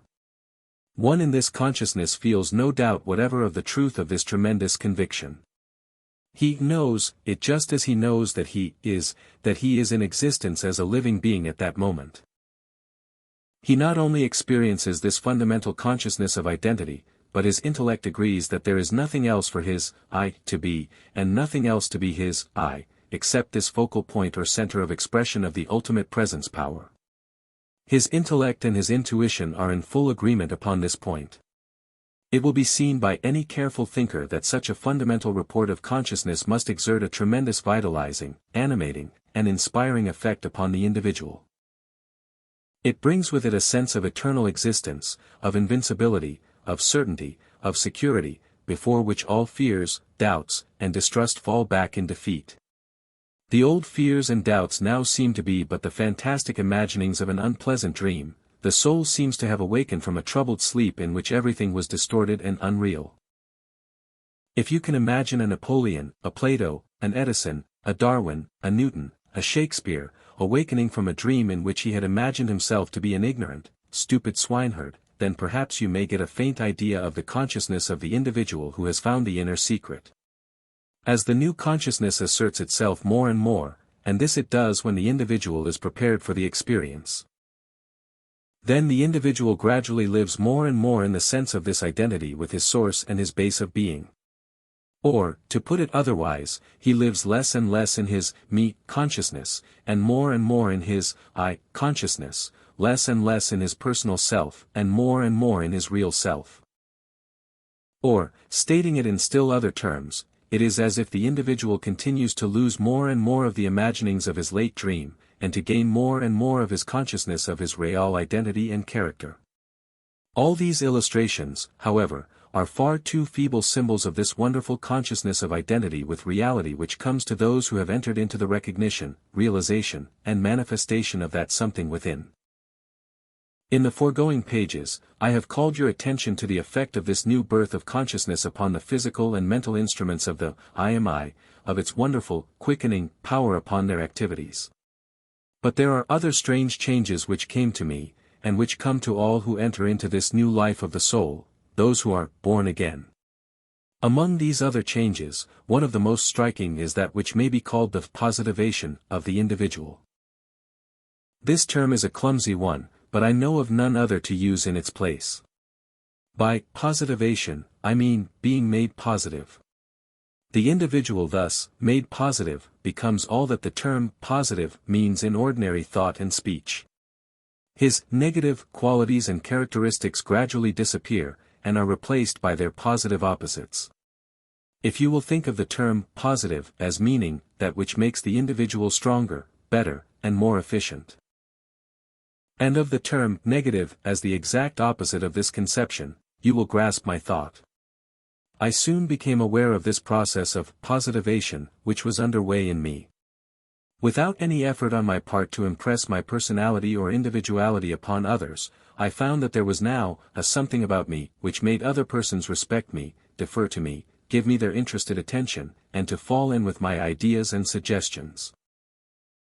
I was far from being domineering, yet I dominated those with whom I came in contact. I was not egotistical, yet I was given that respect and interested attention which is as food and drink to the egotist. I was not bossy, yet my right to authority was granted readily. In short, without any striving to be positive, I was accorded all that which comes to the truly positive character in all walks of life. I have sometimes thought that perhaps this positivation arose from the subconscious perception on the part of the other persons that I was in contact with the source of all power, that I was, indeed, a focal point or center of expression of that power. Or, to state it otherwise, it has seemed to me that the slumbering and dreaming something within, the real self, of others, in some subconscious way at least dimly sensed that that something within myself had awakened into consciousness and power. It was as if the slumbering God in the others had sensed the presence of the awakened God in myself, and was endeavoring to come in contact with it. Perhaps it is akin to the dim perception of the voice of an awakened friend on the part of one who is dreaming. At any rate, this is the way that the thing seemed to work. As I developed in the new life and new consciousness, I became aware that everything savoring of bluster, brag, boasting and desire to impress other persons, was rapidly leaving me. I became aware that, in place of these there was coming to me a subtle but powerful atmosphere of spiritual class. By spiritual class, I mean that indefinable something which sets in a class by themselves certain men and women, yes, even certain animals, as higher in the scale of individual character than are their associates. A man, or an animal, of this kind is instinctively recognized as a leader by his or its associates, even by strangers, and is given his or its class without any visible effort. If you will remember what I have said about the personal atmosphere of Colonel Forbes, you will see more plainly just what I mean by spiritual class.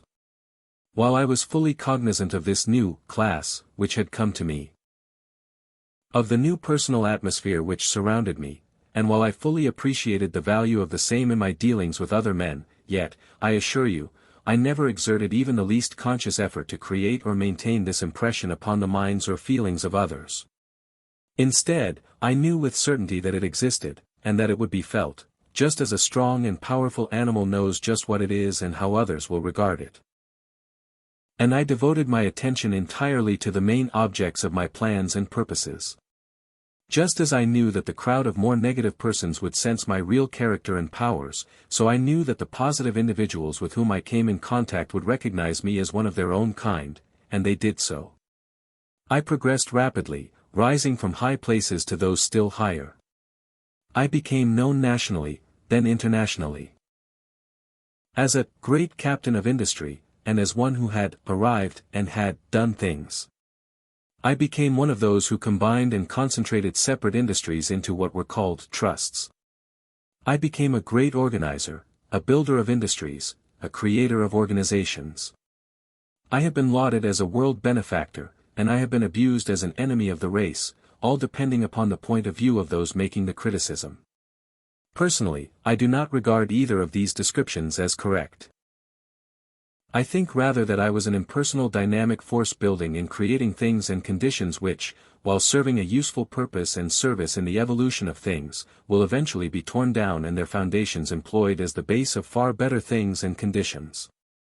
I neither seek credit, nor do I fear adverse criticism, for what I have done. In truth, I sought neither to advance the freedom of mankind nor to bind it in chains.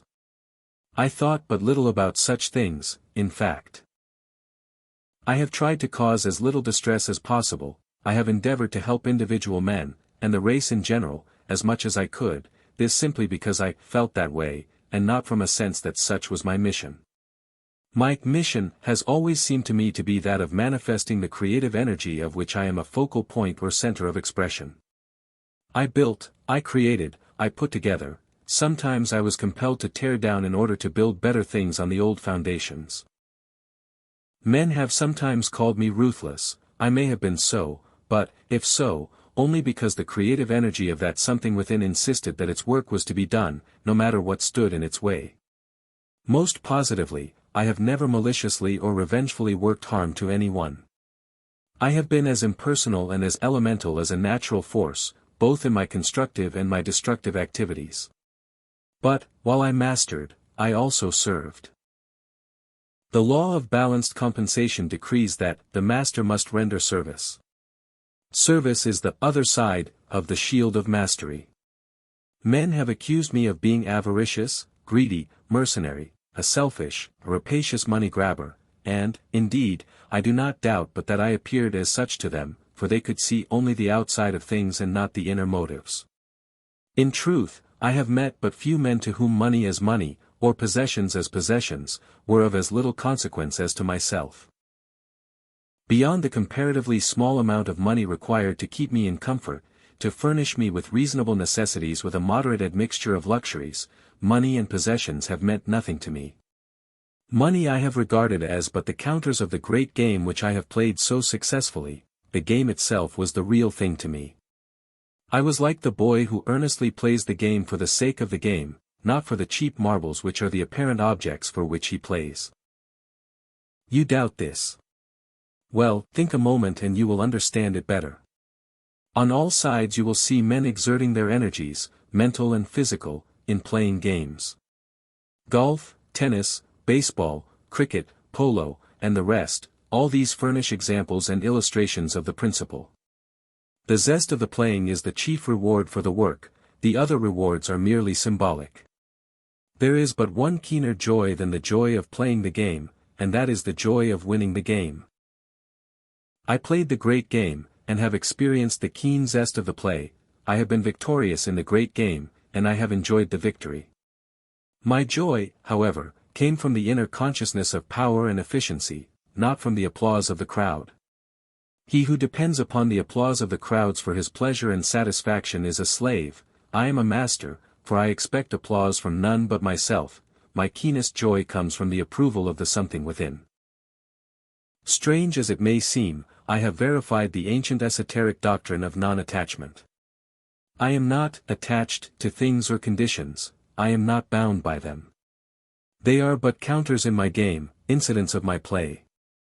I am attached only to that something within, and to that of which it is the focal point or center of expression.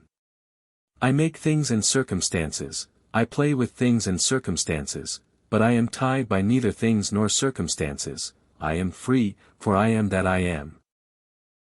I am not deluded by my creations, I do not let them own me, control me, or master me.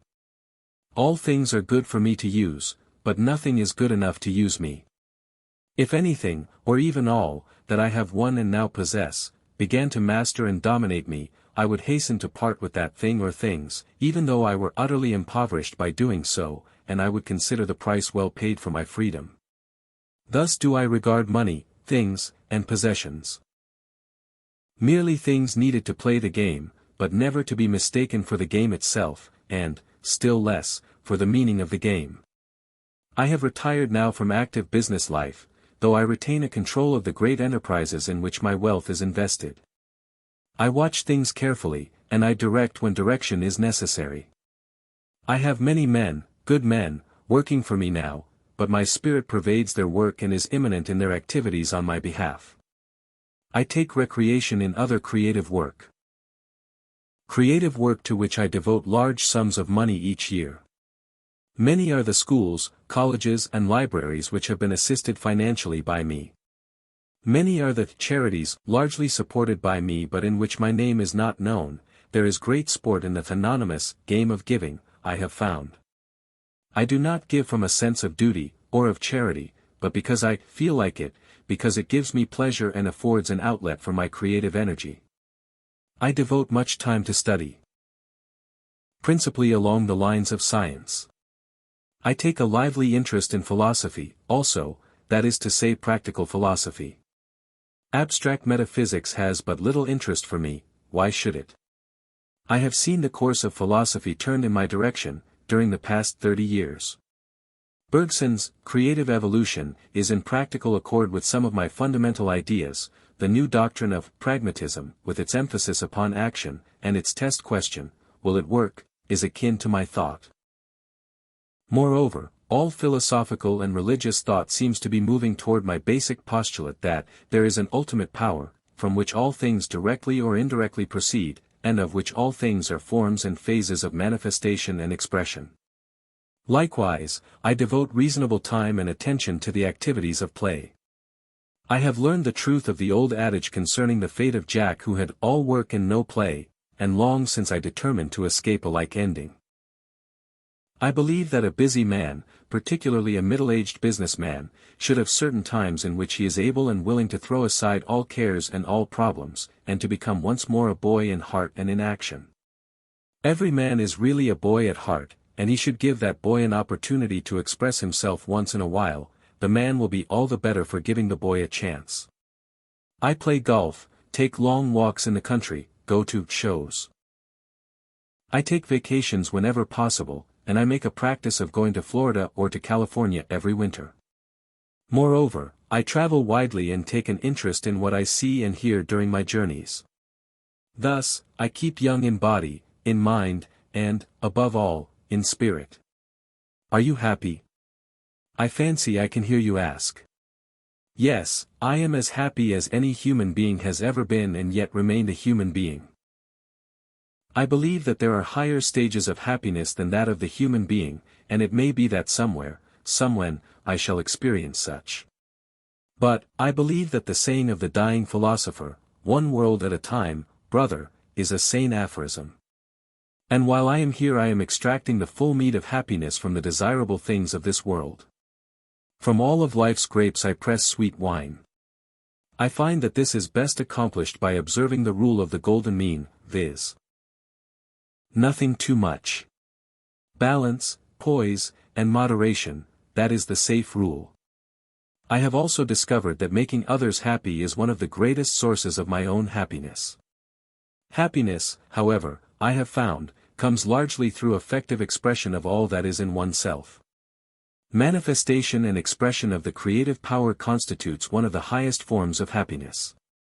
It is not the mere getting of things that furnishes happiness, it is rather the doing of things.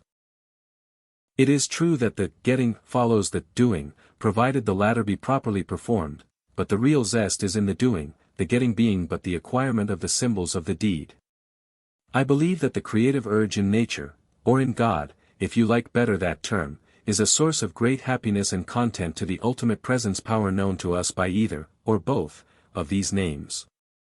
Moreover, as I have said, I believe it to be the chief source of man's possible happiness. I feel keenly the spirit of Kipling in his inspiring words concerning that heaven in which and only the Master shall praise us, and only the Master shall blame, and no one shall work for money, and no one shall work for fame. But each for the joy of the working, and each, in his separate star, shall draw the thing as he sees it for the God of things as they are. But, have you no religion? Does religion play no part in your life? I also hear you ask. I will say that religion plays a very important part in my life, but theology plays practically no part therein.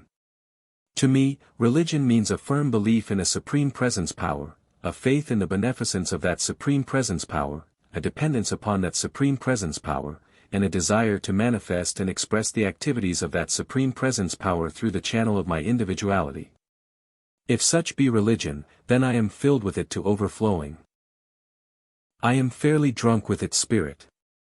If, however, as some would have us believe, religion has fear as one of its essential elements, then I am lacking in that essential element, for fear has no place in my spiritual makeup. I fear neither man nor God, I fear not men, because I am a master among men, I fear not God, because to me God is not an object of fear, but one of love, faith, trust, confidence. My God is not a cruel, tyrannical slave driver, my God is my best friend. I believe in the supreme principle of being, the infinite, eternal presence power, from which all things proceed, and in which all things live and move and have their being. I believe in that infinite presence power even as I believe in my own existence, for I believe that my own existence is based and grounded in that supreme existence. Every report of my reason, and every report of my intuition, is to the effect that such supreme presence power exists, has always existed, and will always exist in infinite presence, power, and identity, one unchangeable, indivisible reality. I do not base my belief upon dogmas nor upon the claimed authority of books or persons, I base it upon the inevitable, invariable, and infallible report of my own reason and intuition, from which all real belief must proceed. Reason is no foe to my faith. It is rather one of its staunchest friends and allies. My faith is not merely a faith and belief in the existence of the supreme presence power, however, but is also a firm faith and inner assurance of the beneficence of that infinite reality. I not only rest there upon my hope of future welfare in other realms of being, but also my hope of present welfare in this world of being. My faith is a living faith, dealing with the here and now, as well as the then and there. I hold that if religion has any practical, pragmatic value, it must be capable of being employed in the present life, as well as in the future one, of being used in the business of everyday life, as well as in the enterprises of the life beyond. I believe that religion may be used effectively in even the smallest affairs of life, as well as in the great ones. I have demonstrated in my own life the truth of this conviction. My religion is a source of the greatest joy to me, moreover. When I indulge, as I frequently do, in thought concerning the infinite manifestation of the supreme power, its expression in the infinitely great and the infinitesimally small, its expression in the infinitude of infinitudes of worlds and planes of existence, Then I am filled with a deep joy arising from a conscious certainty that I am included in the content of that infinite presence and a partaker of its infinite power. That in it I live and move and have my being, and that it is immanent and abiding within myself. I know of no greater joy than that of a consciousness of being, in tune with the infinite, and that which comes from, the practice of the presence of God, as an old writer once called it. My religion brings to me a sense of absolute security.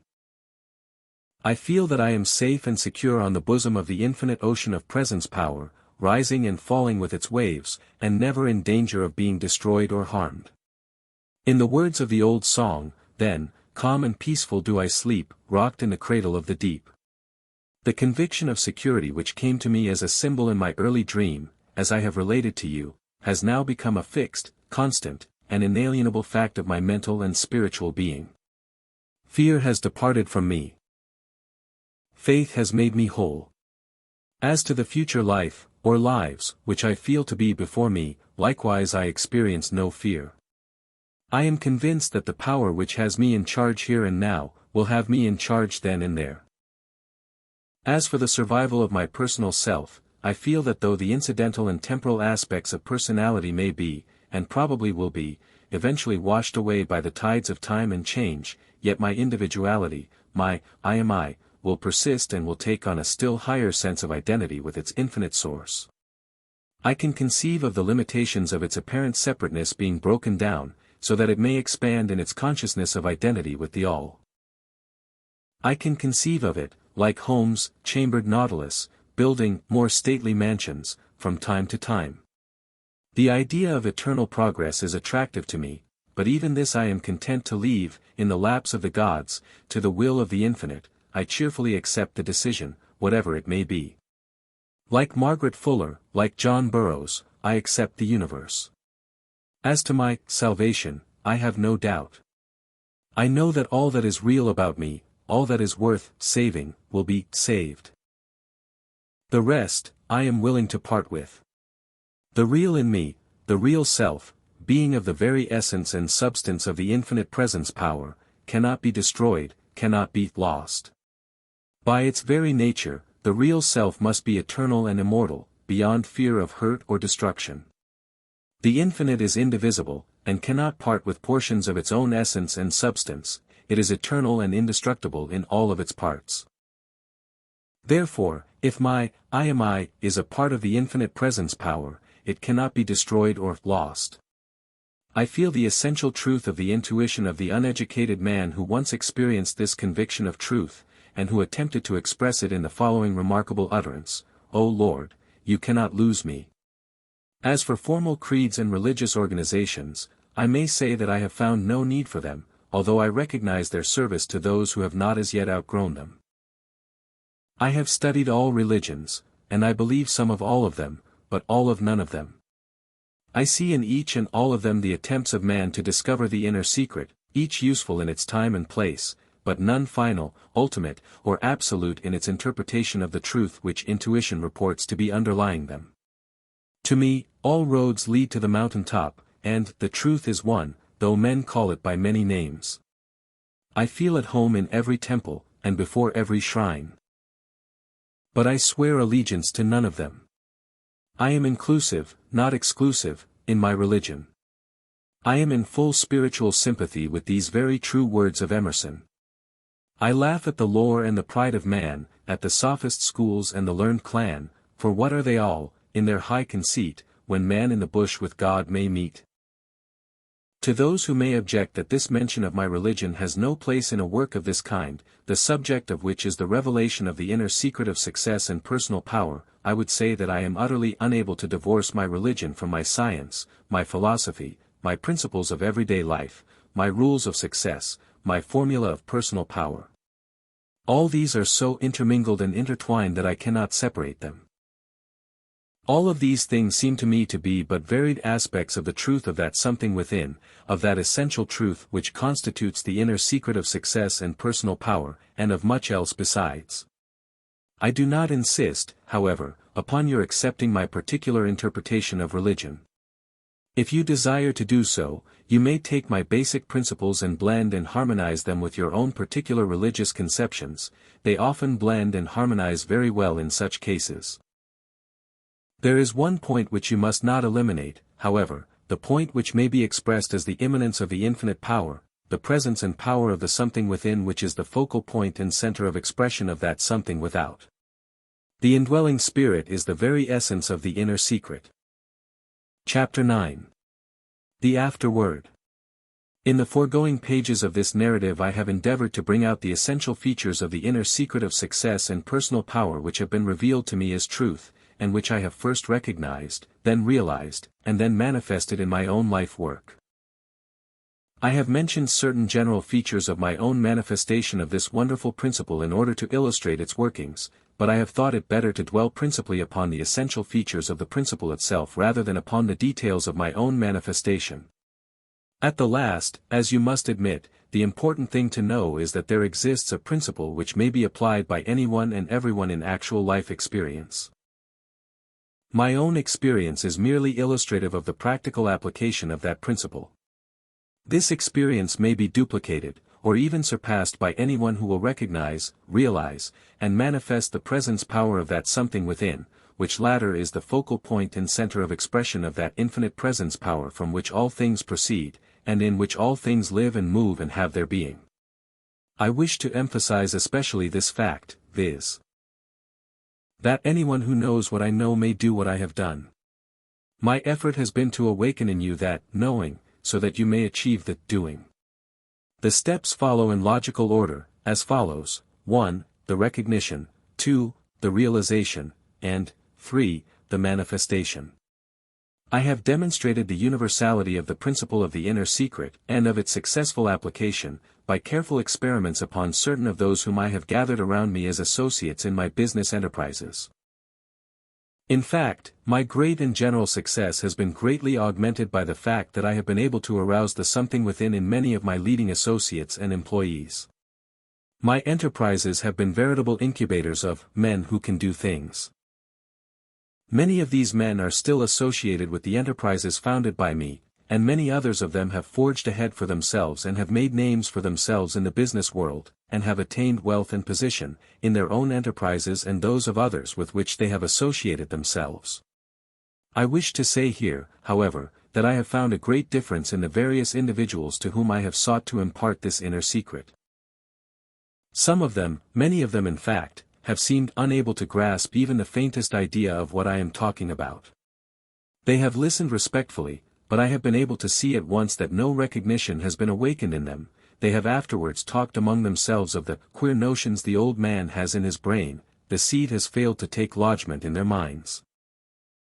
Others have caught a faint glimpse of recognition, and have been benefited thereby, but they have failed to proceed to the stage of realization. Of these, however, I still have hopes. The seed will begin to send forth roots and sprouts in due time. Others have had a fair amount of recognition, and even a faint degree of realization, but though they have been rendered more efficient thereby, they have not as yet been able to proceed to manifestation. Others, again, have developed as does a seed and plant in rich soil, with a kindly sun, and with warm rains. Some of these I feel will eventually surpass even my own degree of manifestation, for they have grasped all that I know of this great subject and, in addition, are now building new structures upon that foundation. I feel, on the whole, that the general scattering of this seed of knowledge will be helpful to all upon whose mental soil the seed may fall, even though that soil be not as yet ready to receive and nourish it. I feel that I will have started something in every mind into which this seed falls. No one can have this truth presented to him, and afterward be the same as before the presentation. Even though the truth be rejected, the memory of it will remain to haunt the consciousness, until, finally, the matter will be again considered and the subject further investigated. I feel that, as Emerson said, my words will itch in your ears until you receive them. Once presented to you, you will never be able to get rid of this truth. You cannot escape your own good. I firmly believe that the human race is entering into a new and advanced stage of the evolution of consciousness. While many of the race have but the most elementary, consciousness, and still fewer the full, I am I, consciousness. There are many who are now beginning to enter into the I am that I am stage of consciousness of which I have spoken in this book. These advanced individuals are the leaven which I believe will raise the mass of the race by their influence and suggestive thought. Thought is contagious, you know. In time, the new consciousness will become the common and ordinary one of the race. In the meantime, the individuals who have it are like the pioneers in a new country, breaking ground, blazing trails, and preparing the path over which their successors will travel in the future. I believe that this is the secret of that intuition had by many great minds concerning the coming of the Superman. I believe that the Superman will be the man of this new consciousness. The man who recognizes, realizes, and manifests the something within, the man who has discovered the inner secret. The sun of the Superman is rising, in time it will be midday, and high noon, for him. The Superman will be the inheritor of the earth. It has been said that, the meek shall inherit the earth, but this meekness has been mistakenly supposed to be submissiveness, negativity, and spiritlessness. True meekness is not this. It is rather the awareness that the egotistical, vain conceit of personality is absurd, but that the true pride and spiritedness of individuality alone is proper and warranted, and that true mastery carries with it the obligation of service. There is a world of difference between the negative, meek, me, and the positive, poised, restrained, well-balanced, meekness, of the I. The truly meek individual may say, my I is as naught, but my I is glorious, for I am that I am. I believe that the great men of history, present as well as past, have had at least a glimpse or a flash of this inner secret, and that their success has been due to it. I think that this may be proved by a careful study of the lives of such men and women. In all of such individuals there will be found to have been present a strange, indefinable, sense and awareness of a something, and a reliance thereupon. Sometimes this conviction seems to have been in the individual from the time of his birth, though unfolding itself gradually as the years passed. In other cases the truth seems to have come in a flash of illumination, leaving the individual almost dazed by the discovery. Reading the lives of the great men and women of history, one often may actually discover the exact period when this illumination was experienced, and when the new life was begun. The moment of the new birth may be recognized in the history of the case. All this, while interesting and instructive, must be subordinated to the question in your mind, how does all this affect me? What use can I make of this truth, if such it be? To this question I answer, this affects you in that degree in which you open your mind and soul to the influx of the light which is now beating upon you. Let it enter, and flow through the channels of your being. Then the dark places of your soul will be illumined by the light, and that something within will awaken from its slumbers and its dreams of the night. Once awakened into self-recognition and self-realization, it will pass gradually, though rapidly into the stage of self-manifestation. Then you will need only to see the one step at a time, which the kindly light will reveal to you. As for the rest, you may calmly and serenely say, lead thou me on. Each step taken, the next will be revealed to you. Step out boldly, confidently, and with a sense of infinite security. The kindly light is the light within, the light of the Spirit, which is also the light of the world. Have faith. Let your slogan be, I can, I will, I dare, I do. To those who may feel themselves hampered in this perception by the terms and forms of thought of orthodox theology, I would say, turn over the pages of the Scriptures, and you will find therein the statement that God created man in his own image. You need not be told that this own image is not that of the physical body. Such an idea is grossly anthropomorphic, and is worthy only of savages. Again, a little thought will reveal to you that this own image cannot be that of the finite, imperfect, petty personal me, or I, not the John Smith, personal aspect of yourself. That, indeed, would be a thought degrading the character of the Infinite One. Then what is left to be this own image? Naught but the real self, that something within, the I am that I am. There is nothing else in you to be this own image, and nothing else in you for this own image to be. Your Scriptures, and all other Scriptures, as well, are filled with veiled and guarded references to the inner secret. Read them anew in this new light, and you will find therein the truth which shall set you free.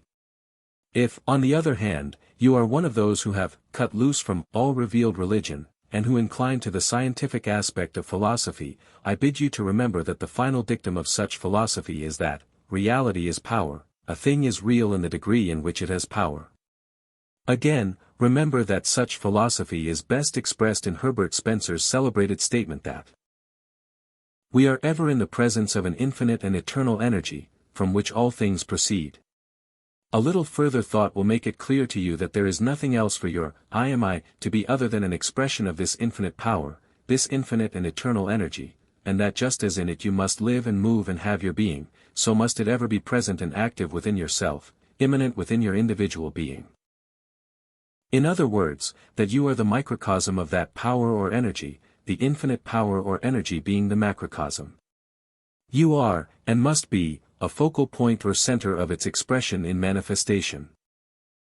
So, you see, whether we call that infinite presence power by the name of God, or Supreme Being, or by that of infinite power, or infinite and eternal energy, it must be conceived of as that from which all things proceed, and in which all things live and move and have their being, and which must be immanent and abiding within all of its expressions and manifestations. So that, at the last, you must be that in your essential being and nature, and that must be in that which you call yourself. Therefore, you are compelled to state that, I am that I am. There is nothing else but that to be your real self, and nothing else for your real self to be except that. Your intuition tells you that, I am I, and your intellect, when extended to its final report, tells you that, that is the all. When your intuition and your intellect combine their reports, and come in contact with each other in a common report, then in a flash of illumination the magic circle of thought is completed, and the awakened soul cries out joyfully, I am that I am. This, then, is the inner secret, i.e., the discovery that, I am that I am. This is the recognition and the realization, upon the heels of which the manifestation of success and personal power follows. This is the magic key, the magic wand, the magic touchstone, the philosopher's stone, which men have sought for in the past ages. This is the universal solvent, the alkest, of the ancient alchemists. This is the ultimate truth, which when known all becomes known. This is that something, my brothers and sisters, for which you have been seeking in the past. This is that, ye seekers, to the possessor of which all things shall be added. Take this little seed of truth which has herein been presented to you. Afford it hospitable lodgment in your mind and soul. Let the sun of your intuition shed its kindly rays upon it. Water it with the warm rains of your interested thought and attention. Give its roots room in which to spread and to plunge still deeper into the soil of your mentality. Confidently expect the appearance of its shoots above the surface, these to be followed by its leaves, its blossoms, its fruit. Here is the prophecy: in the degree that you recognize the truth in thought, in the degree that you realize the truth in feeling, in that combined degree will you be able to manifest the truth in will action. The individual who enters into the recognition, realization, and manifestation of the something within passes from the plane of effects to the plane of causes. He is no longer a mere creature, but becomes an actual creator. He moves from the negative pole of causation to its positive pole. He ceases to be a slave of circumstances and environment, he becomes a master of circumstances and environment. The finer forces of nature are subconsciously and superconsciously set to work in his behalf. He expresses all that is within himself, and he attracts to himself that outside of himself which tends toward his successful expression of that something within. Things and conditions assume a new polarization toward him. They become the negatives to his positive polarity. You, the individual who are now reading these lines, what are you going to do about this inner secret? You have heard the call of the wild, the roar of the old lion on the hill which awakens the leonine nature in the lion cub which had been reared among the sheep, the call of the wild duck which bids the domesticated wild bird to use its wings and forsake its barnyard environment. You have heard the deep calling unto the deep in your soul. You feel within you the stirrings of that awakening something within, which has been aroused from its dream state. What are you going to do about it? Are you merely going to stretch your limbs a little, give a few yawns, smile fatuously, and then settle yourself for another spiritual nap, content to dwell in the land of dreams of negativity and weakness, of illusion, of distorted images, of fantastic imaginings?